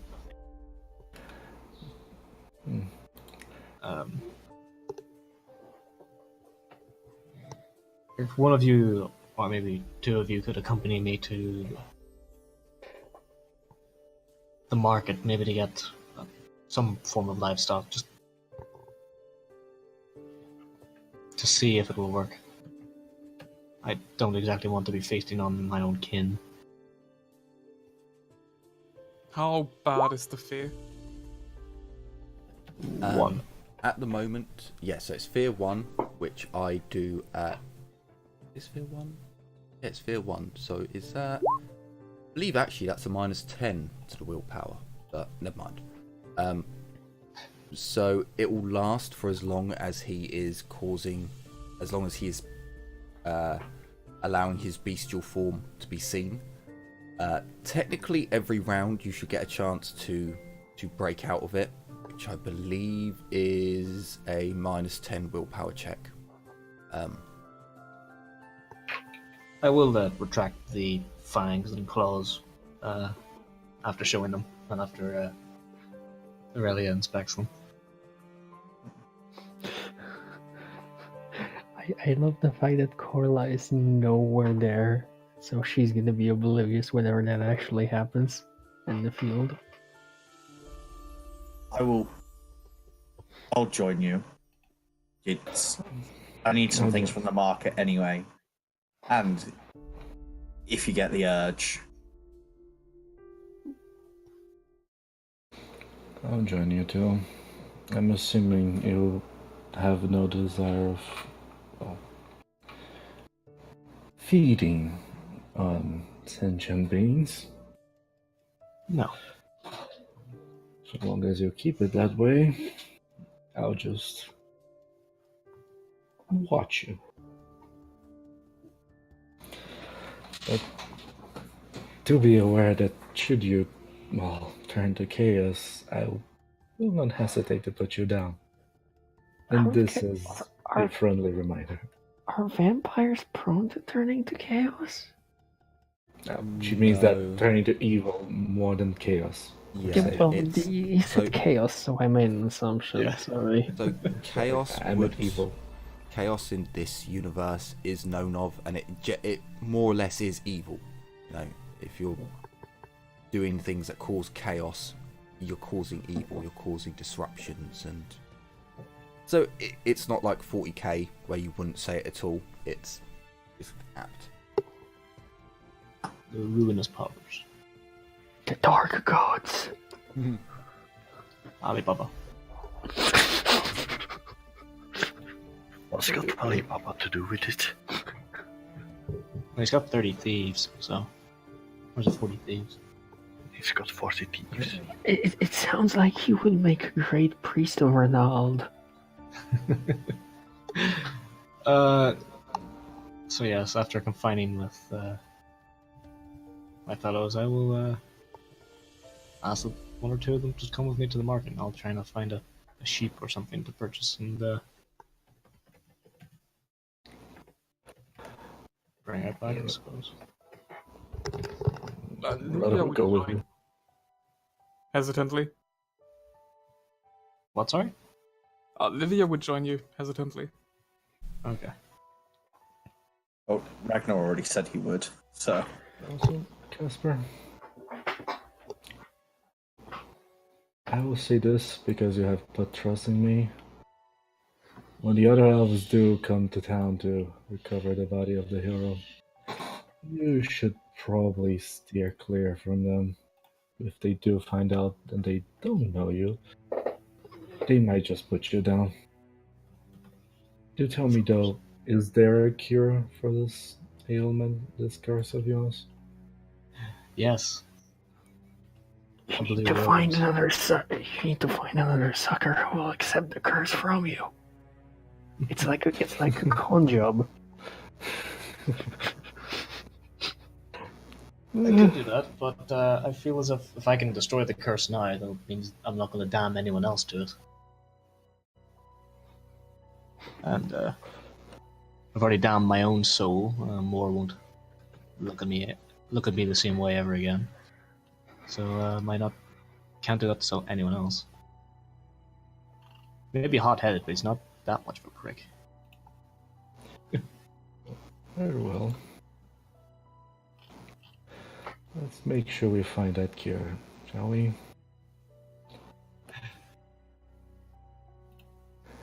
Blue Rose shouldn't be hard to find.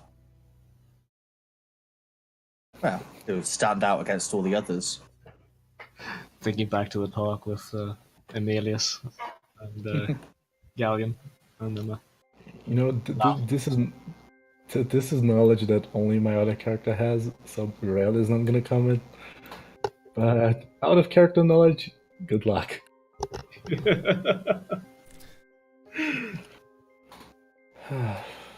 Oh, if only my little sister was here. She'd probably be poking you full of needles and experimenting on you, but she isn't. Who says that's not going to happen? Fangs to go by, I'll just show you my fangs again. I'm gonna be stunned. Or maybe I'll win the willpower test that time. Well, let's go get you that sheep, shall we? Maybe we can see if our other friend has made us a bit of money. Yeah. Sure. That's all they seem to care about at the moment. Well, the good thing is I can still handle my silver coins. I don't actually have an aversion to silver. That's helpful. Yeah. I do have an aversion to the elven metal. But if you're struck by silver weapons, you're still gonna be in a lot of pain, so... Yeah. Handle with care. So the way Do you have an issue with counting? No, I don't. I just don't like sawdust. That's the best one, though. You just accidentally split open your bag full of brass pennies. You're like, shit, I'm going to be here for an hour. The way I do vampires is essentially, Casper, if you get attacked by a normal weapon, until I find otherwise, mundane weapons, you basically double your toughness bonus. Okay. But for I believe silver, Grombril, and the Elven Steel. Ithamar? I think it's Ithril. Ithilna. Ithilmar. It's like this. It's a weird name. So Ithilmar. All those weapons will hit you exactly the same as a normal weapon hitting a normal character. So you don't double your toughness bonus. But magical weapons, normal damage, unless you have a particular weakness to a particular metal, like the setting on fire from I do have that one, I believe. And Elithmar, no reflection, sawdust, sunlight, and running water, and the curse, the bloodlust. That's the one everyone gets. So everyone gets 9 gold, 3 silver, and 4 bronze. Sweet. Could you type that, please? I assume that is excluding Carla. Do you mean that? No, so you've only done it for you've only done it for each That's person. You haven't done it because Jazina's playing 2 characters at the moment, and Carla technically isn't in the group. Yeah, Carla is not technically part of the group. I did it for everyone except for the Zoom raccoon. And this, of course. No, that'd be fine. That works out. Should be fine. So Magness would get these funds. Did you type on the volume? By the way, Carla would probably take a trip to the market to buy some stuff. Okay. So the market is popular. As the group finishes their discussion and says, about going to the market to get a beast, the sun has begun to. It's started setting. It's before twilight. You've got about an hour and a half before sun sets. The market's still open. About 2 hours. It's not as bad for you to be out, Casper. You're still keeping covered up, but it's not as blindingly bright. You're not getting as dazzled. It's starting to get better. Carla, as you finish your food and you're like, okay, so maybe I should start moving out and prepare or do something. You look around and you can see the group that saved you heading out. They're heading in the direction of the main gate to the estate. I mean, I would just kind of go. Like, Well, you don't know that. You may not. I shouldn't say you don't, but you may not know the town. You might not know where the marketplace is exactly. Sure, I would follow them, I suppose. Sorry for making this difficult for you. No, I'm trying to figure it out myself. You may just want to thank them at the end of the day. I mean, I suppose somewhat reluctantly. Not yet. Let them sit on it. Let them stir.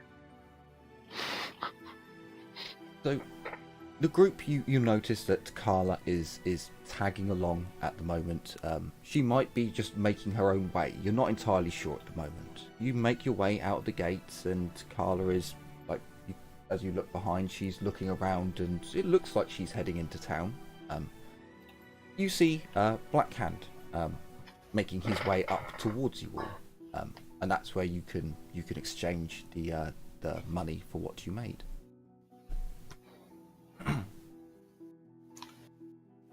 Excellent. as you all meet, you would see a man who you all know.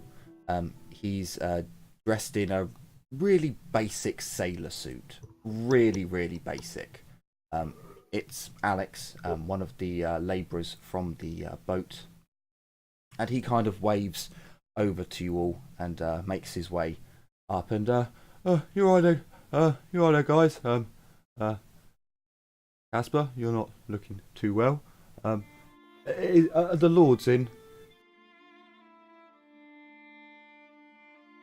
In the boat? He points towards the manor. Oh, yeah. We're aware. Don't worry. Excellent. No. Got to inform Malleus that the cook's going a bit mad. You know, he kind of jokingly laughs and like moves his hand, swatting like a fly, gesturing. I'm just joking. He's just not too happy with the rations. You see, they haven't been brought on the boat, and he wants to know why. I believe Lord Humperdinck is having private conversations at the moment. But I think we're staying for a few more days. Oh, that might be it then. No point getting fresh preserves on a boat that's going to sit in harbour. Yeah. I'll go double check and wait. I don't really want to go. The captain's had enough of the cook, and I don't want to get stuck in the middle. See you guys later. He kind of gives you a wave and starts jogging up towards the manor, towards the gate entrance. Okay. Give him a smile and a nod and a wave. And as you wave, you're like, "Ow, that fucking hurts. I need to get gloves." yeah. You might have gloves, I don't know. But... No, I don't think I do. So you make your way into town. No one else stops you. If you're making your way over to where there's a couple of places that sell livestock. One is the butcher's, and another is a farm supply. Kind of, you can see he's got lots of young animals. He seems to be a breeder for this area. If you want to get it off the butcher, it will be an adult animal.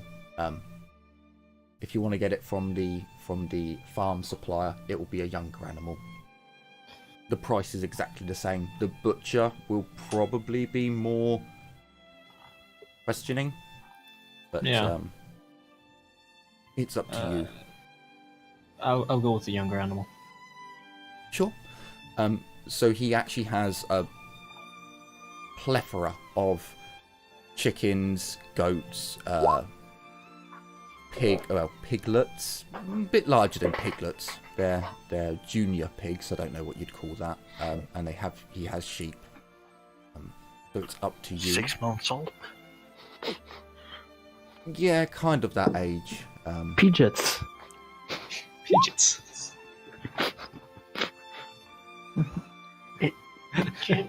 That's a sheep.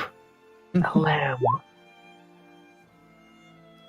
And you're a fucking monster for trying to kill it, you piece of shit. It's okay. Don't try to guilt it. I'm doing what I have to do. And I want to adopt it. I want to pet it. He's not just killing it. Like he's biting in its neck and sucking it dry. Listen, stop trying to guilt trip me. Would you rather I did this to a person? I mean, it's a food source like any other. Still, I'm just saying that's what you're killing if you go grab the young one. Oh god. So what would you like? Sheeps and goats are 2 gold a piece. A pig is 3 gold. You could get a chicken for 5 pennies. Well, a chick. Well, no, the chickens are fully grown. They're just young. They're teenage chickens. I probably need a bucket of those chickens to sate me. But since we fought Gores, I'm thinking the goat.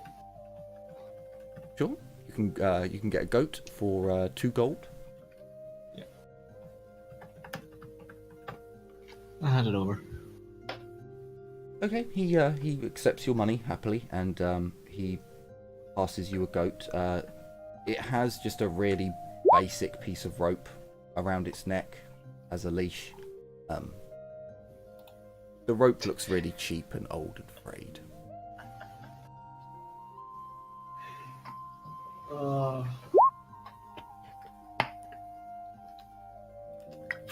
Hey, a now I mascot. actually feel bad.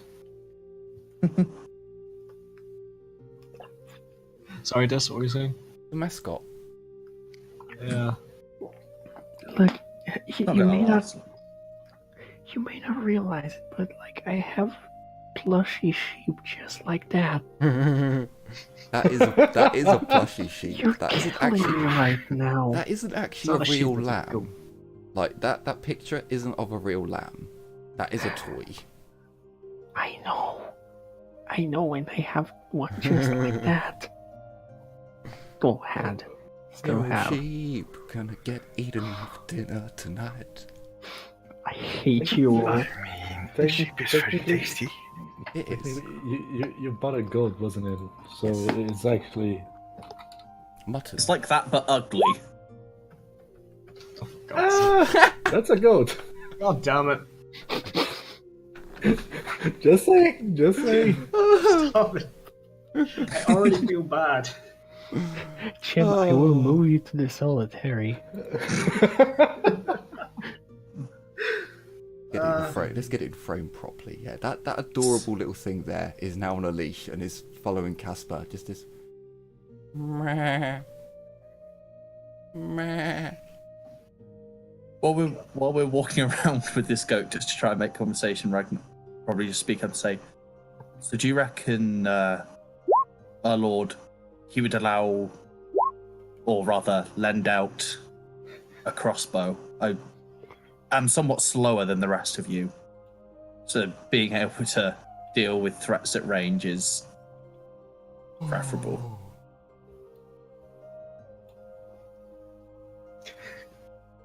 I didn't get moved to solitary. There. I didn't So think what I said was that bad. Jesus. oh, Oh god. Okay. So Ragnar asks the group, as you're getting some food, just wandering around the market with your goat, if Humperdinck lends out weapons.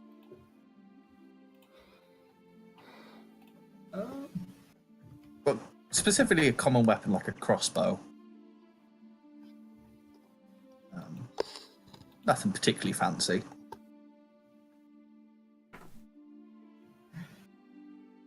So the I'm group, sure- you can all tell him that only when the person wielding the crossbow can't wield it anymore. Yeah.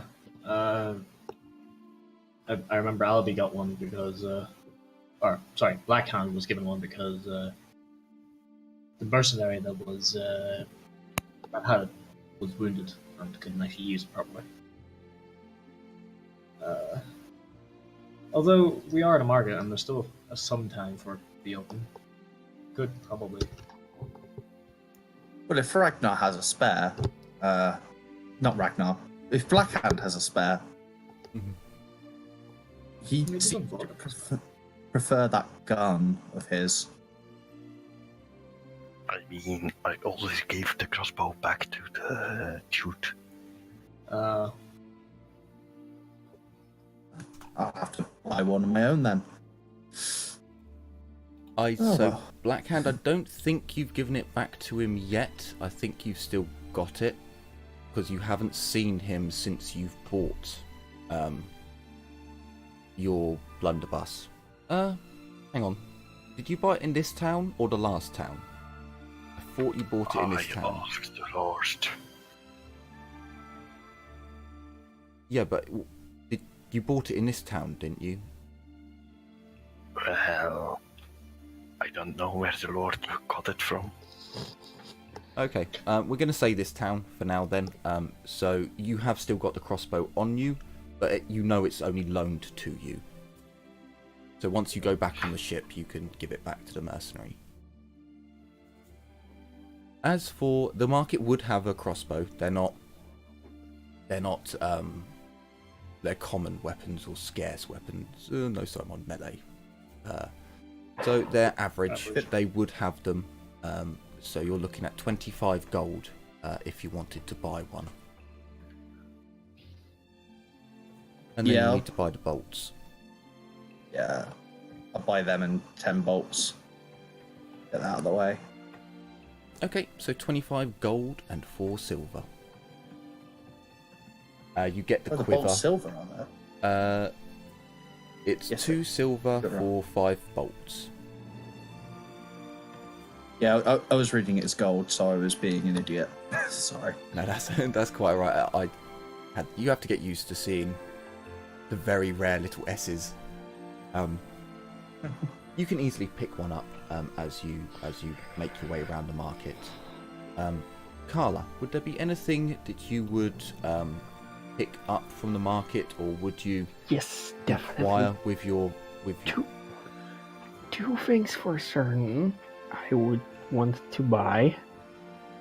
It would be a religious symbol, Sure. specifically of Moor, which costs 1 gold. Sure.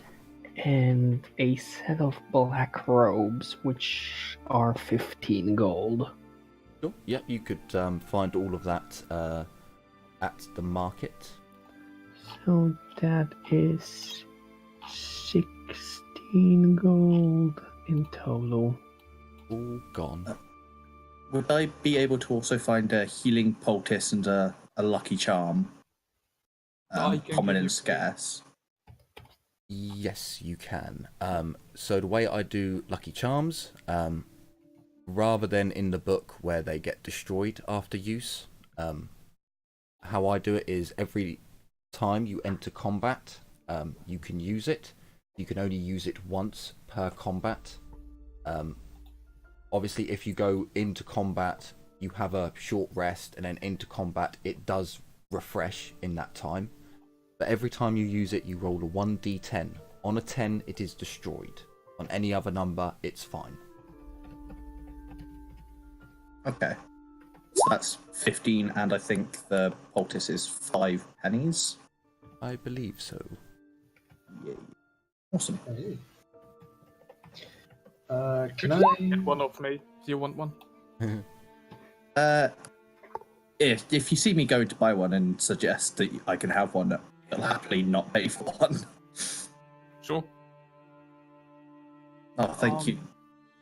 Thank you very I much. would want to buy a backpack, Sure. and I don't think it's anywhere in the book, but I want You our do- supplies. You do Oh. come with a backpack from character creation. Oh, okay. Everyone gets a backpack. Yeah. Or a sling bag. It's kind of your choice. The backpack is superior. You can have a backpack and a sling bag, but you can't have both in combat, fully loaded. I normally presume that you guys leave your backpacks, like, so you left them in the cart. You took a couple of poultices with you, the essential stuff that you needed, and then the rest of it stayed in the cart, or you found a spot to take your backpacks off before going into combat. I give you that as a given.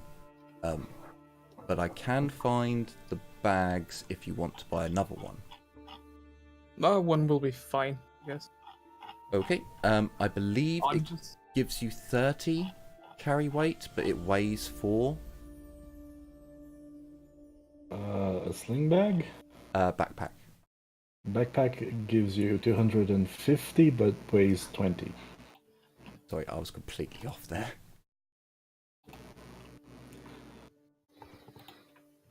I can't find supplies for apothecaries anywhere in the book. I already have the toolkit, apothecary. maybe? Yeah, it No, might I be already have the. But I'm looking for stuff I could buy to make.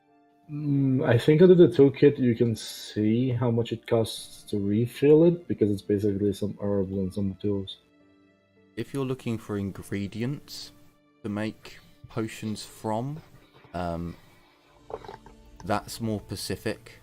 You would either need to find them yourself, or you would need to go to an actual apothecary where they brew potions. Well, I know I can brew healing drafts myself with a routine apothecary test. Okay, if you have the apothecary tools, I imagine that would include an alcohol still, so you can heat up your solutions on the go.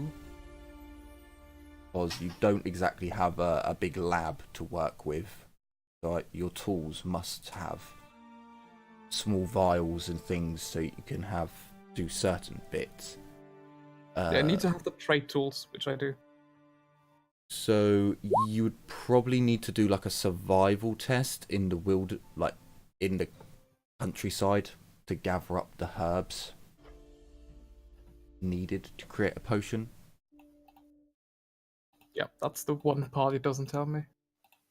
So it would probably be a survival check in the countryside, and you could get the herbs. I'm trying to find. It's the sorcerer's book that has. It's in Realms of Sorcery, I believe. Yes.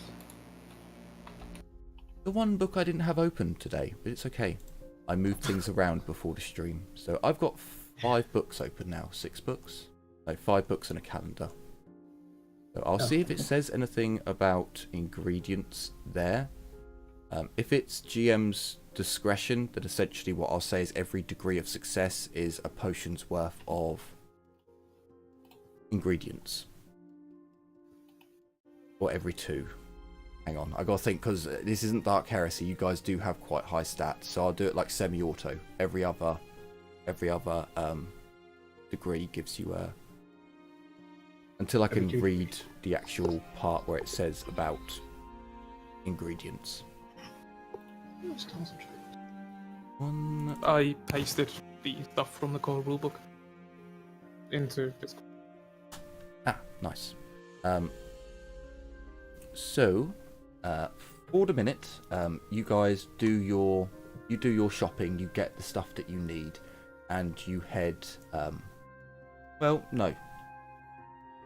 Carla, you've gone and bought your stuff. You've kind of got to the point now where you're looking round and you don't really know anyone. You're not too sure of the area. I suppose at this point I would try and approach the group at large.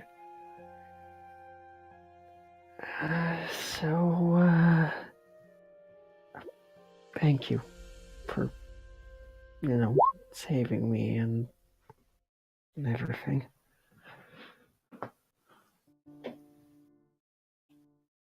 I don't really do the whole thank you often, so, thanks. You're welcome.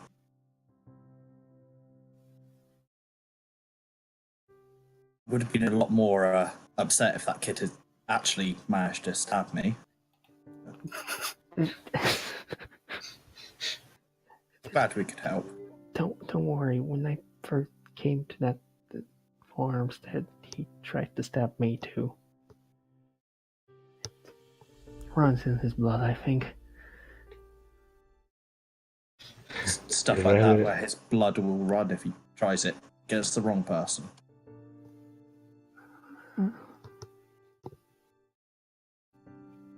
Let's hope he'll grow out of it.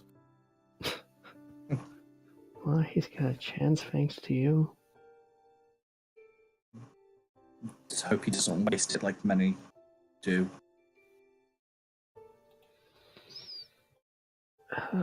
Say, where are you going after this?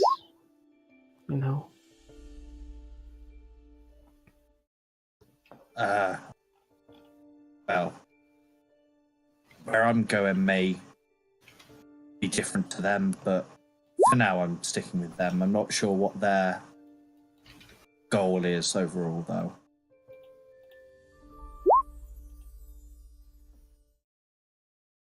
They're just convenient companions for me, as it were. I know that feeling well.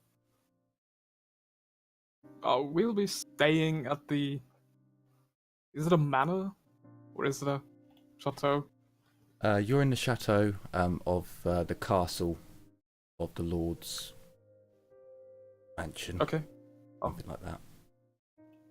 We'll be staying at the chateau for a few more days, I think.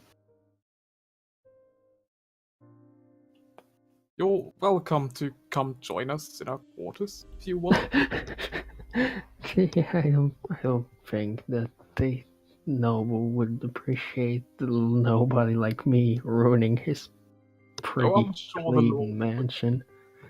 I'm sure the lords wouldn't mind if we invited a visitor.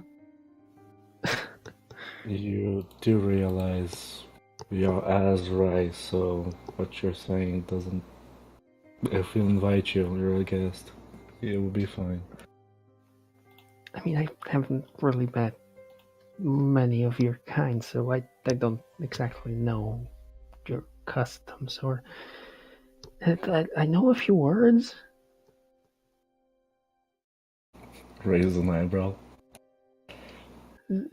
You pick up very strange things on the road. I mean, we did pick up some dwarves on the way, yes. She's gonna chuckle at that. Yes, I suppose I'm not planning on staying too long, truth be told. I was hope to head north soon. Well, should you wish and you ask Lord Humperdinck, you can probably follow us. We're also going north. Oh, north. Any particular place north, or just north? No, I believe. Suppose it is along the way. Yes, I would very much like to join your caravan. You're gonna need to pull your weight, and you're also gonna need to talk to Lord Humperdinck, but we should be fine. I can do that. Spent the last year or so living on the road. I can take care of myself. I'm not gonna say welcome to the party, but welcome, I guess. Thank you, Asrai. We'll put in a good word with the Lord for you. Thank you. I'm Carla. By the way, Carla of Secret Huff. Norelia, Ethel, Lauren. Livia, and she makes a slight bow. She will return it. It really doesn't bow. Ragnar of Zufbar, at your service. I give a nod, and Casper. From around.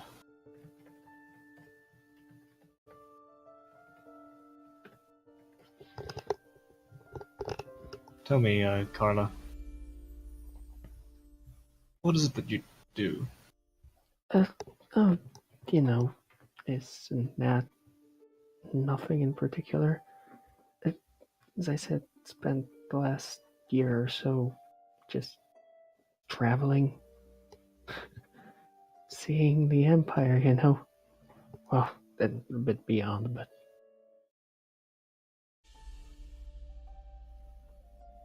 I was on my way home when, the raid happened. Did you know anyone at the time? Can you repeat that? Did you know anyone at the time? Anyone... At the time, sorry. So wait, I'm out of character confused. Are you're asking me if I knew anyone? Asking, did you know anyone at the time? Were you there before? No, I don't think I've been there in my way this. No, that was my first stay there.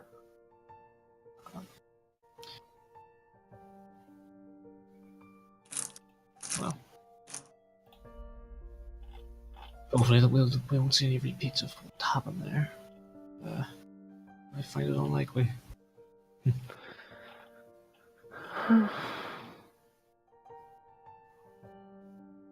Now, if you excuse me, I have to go.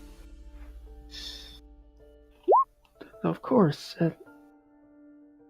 Where's with your friend? Oh no, this is Casper talking. Yeah. You seem rather pale. Are you ill? A little ill, but nothing a little.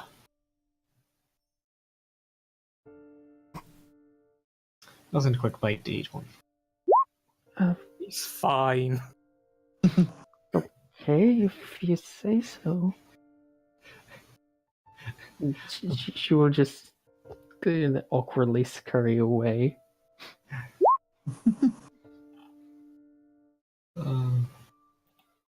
Looking at Aurelia, whispering at the goat. Please stop. You're already making me feel bad.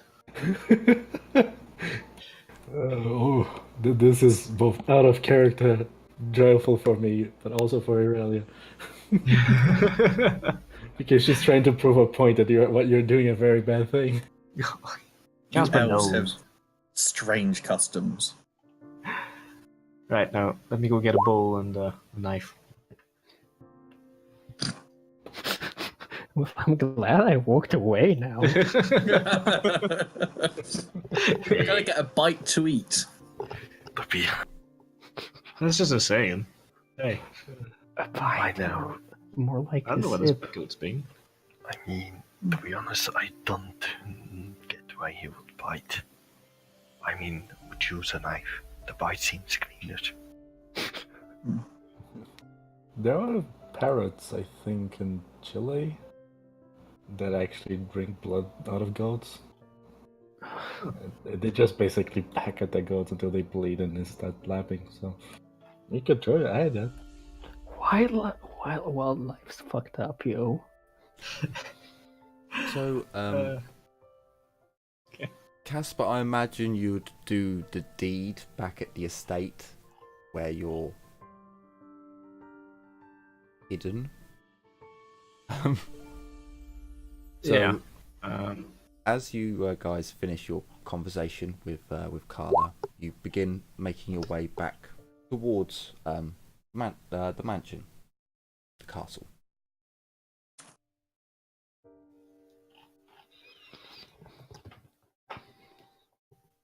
Back at the castle,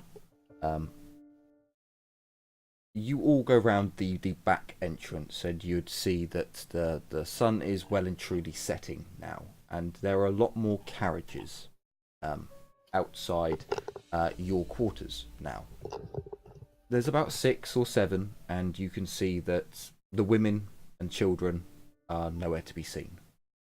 But you can hear the children in the carts, and you can see the nuns packing up their equipment and placing them in the carts, and it would seem as if the nuns are taking everyone with them.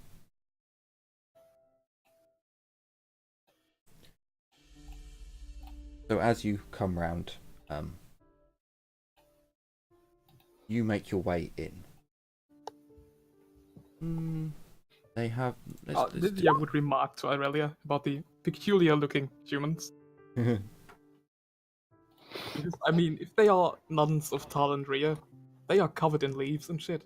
They're like full-blown druids. They are the witch hunters. Well, at least some of these humans are more attuned to the earth, I guess. Perhaps they will be more respectful in treating these people. Respectful lumberfoots, who would have thought? Exactly. Fucking racist. Yeah, that's right. Plus, he's speaking the truth. You people don't respect the woods. Debatable. So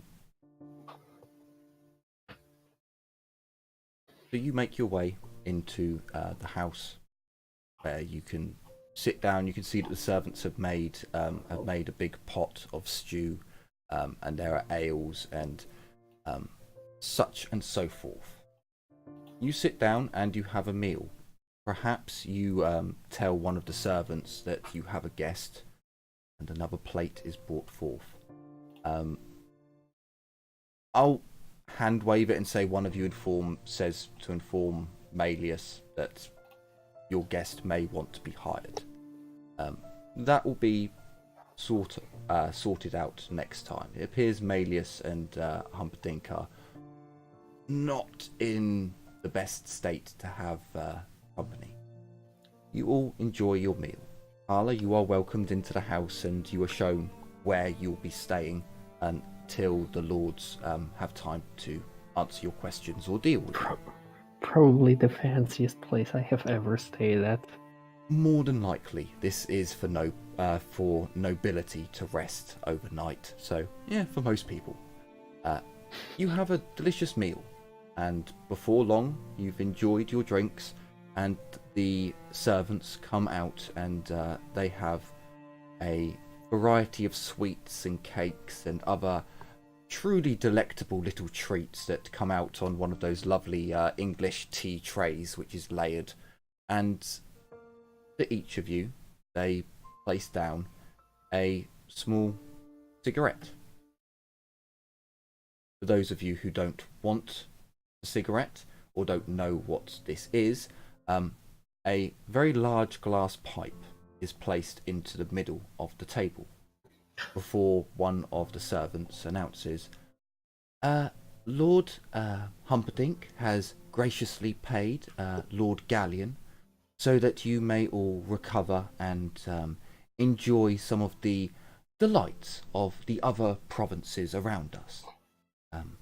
For your sample and delight, tonight you have been gifted some of the finest lullabutton weed from the moot. For those of you who do not wish to sample, it is up to you. Just leave the offerings where they are. We would ask that you not take this, as Lord Malleus was quite persistent that they are to enjoy it or leave it.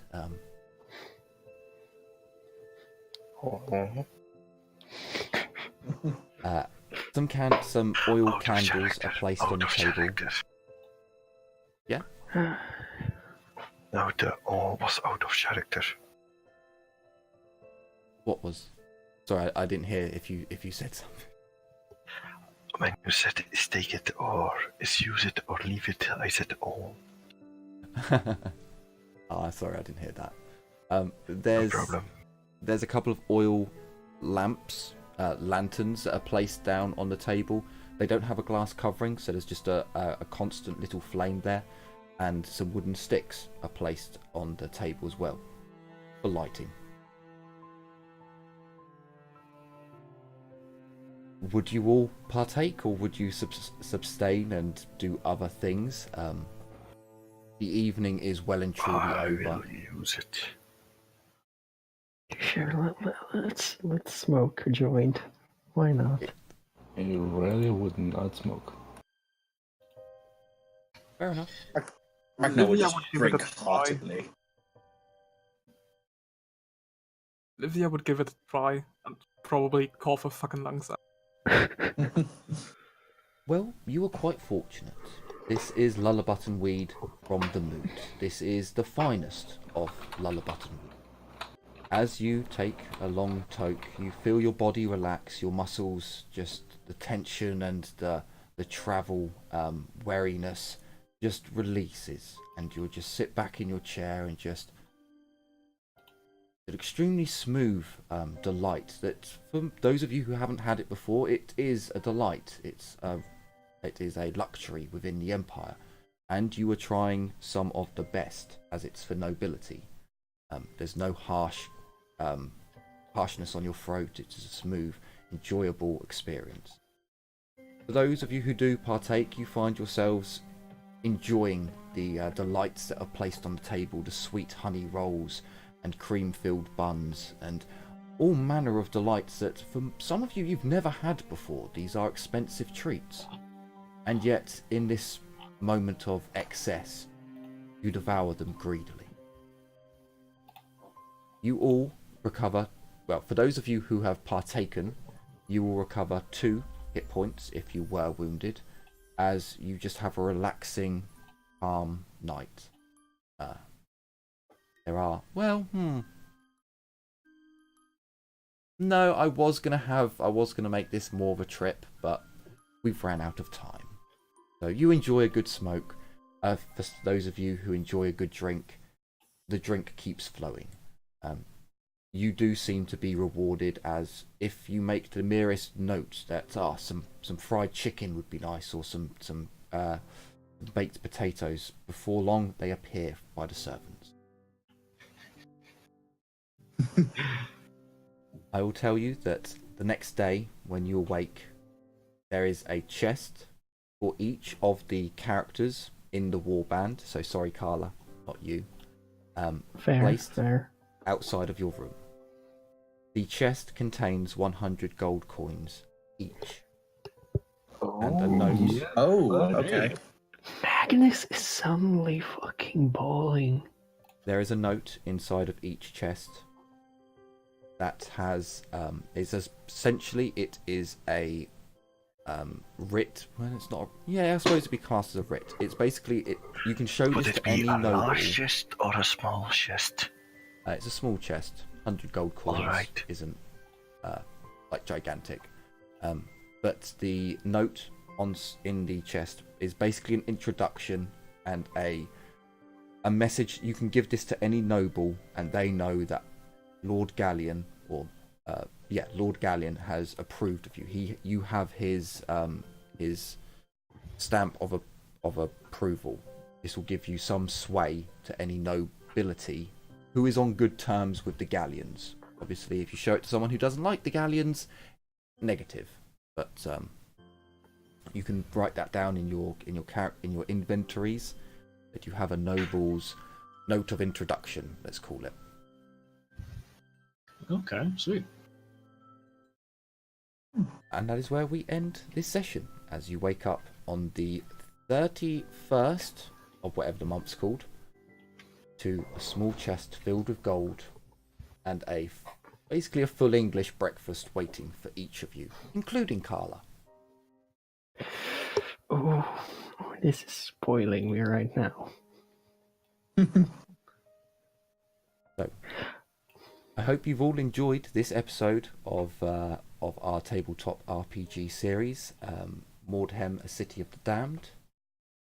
And if you did enjoy, perhaps go and check out the VODs over on my YouTube channel, which is at Dyslexic Gamer. With my little plug done, I look forward to seeing you all next week. Take care, everyone, and as always, bye-bye for now.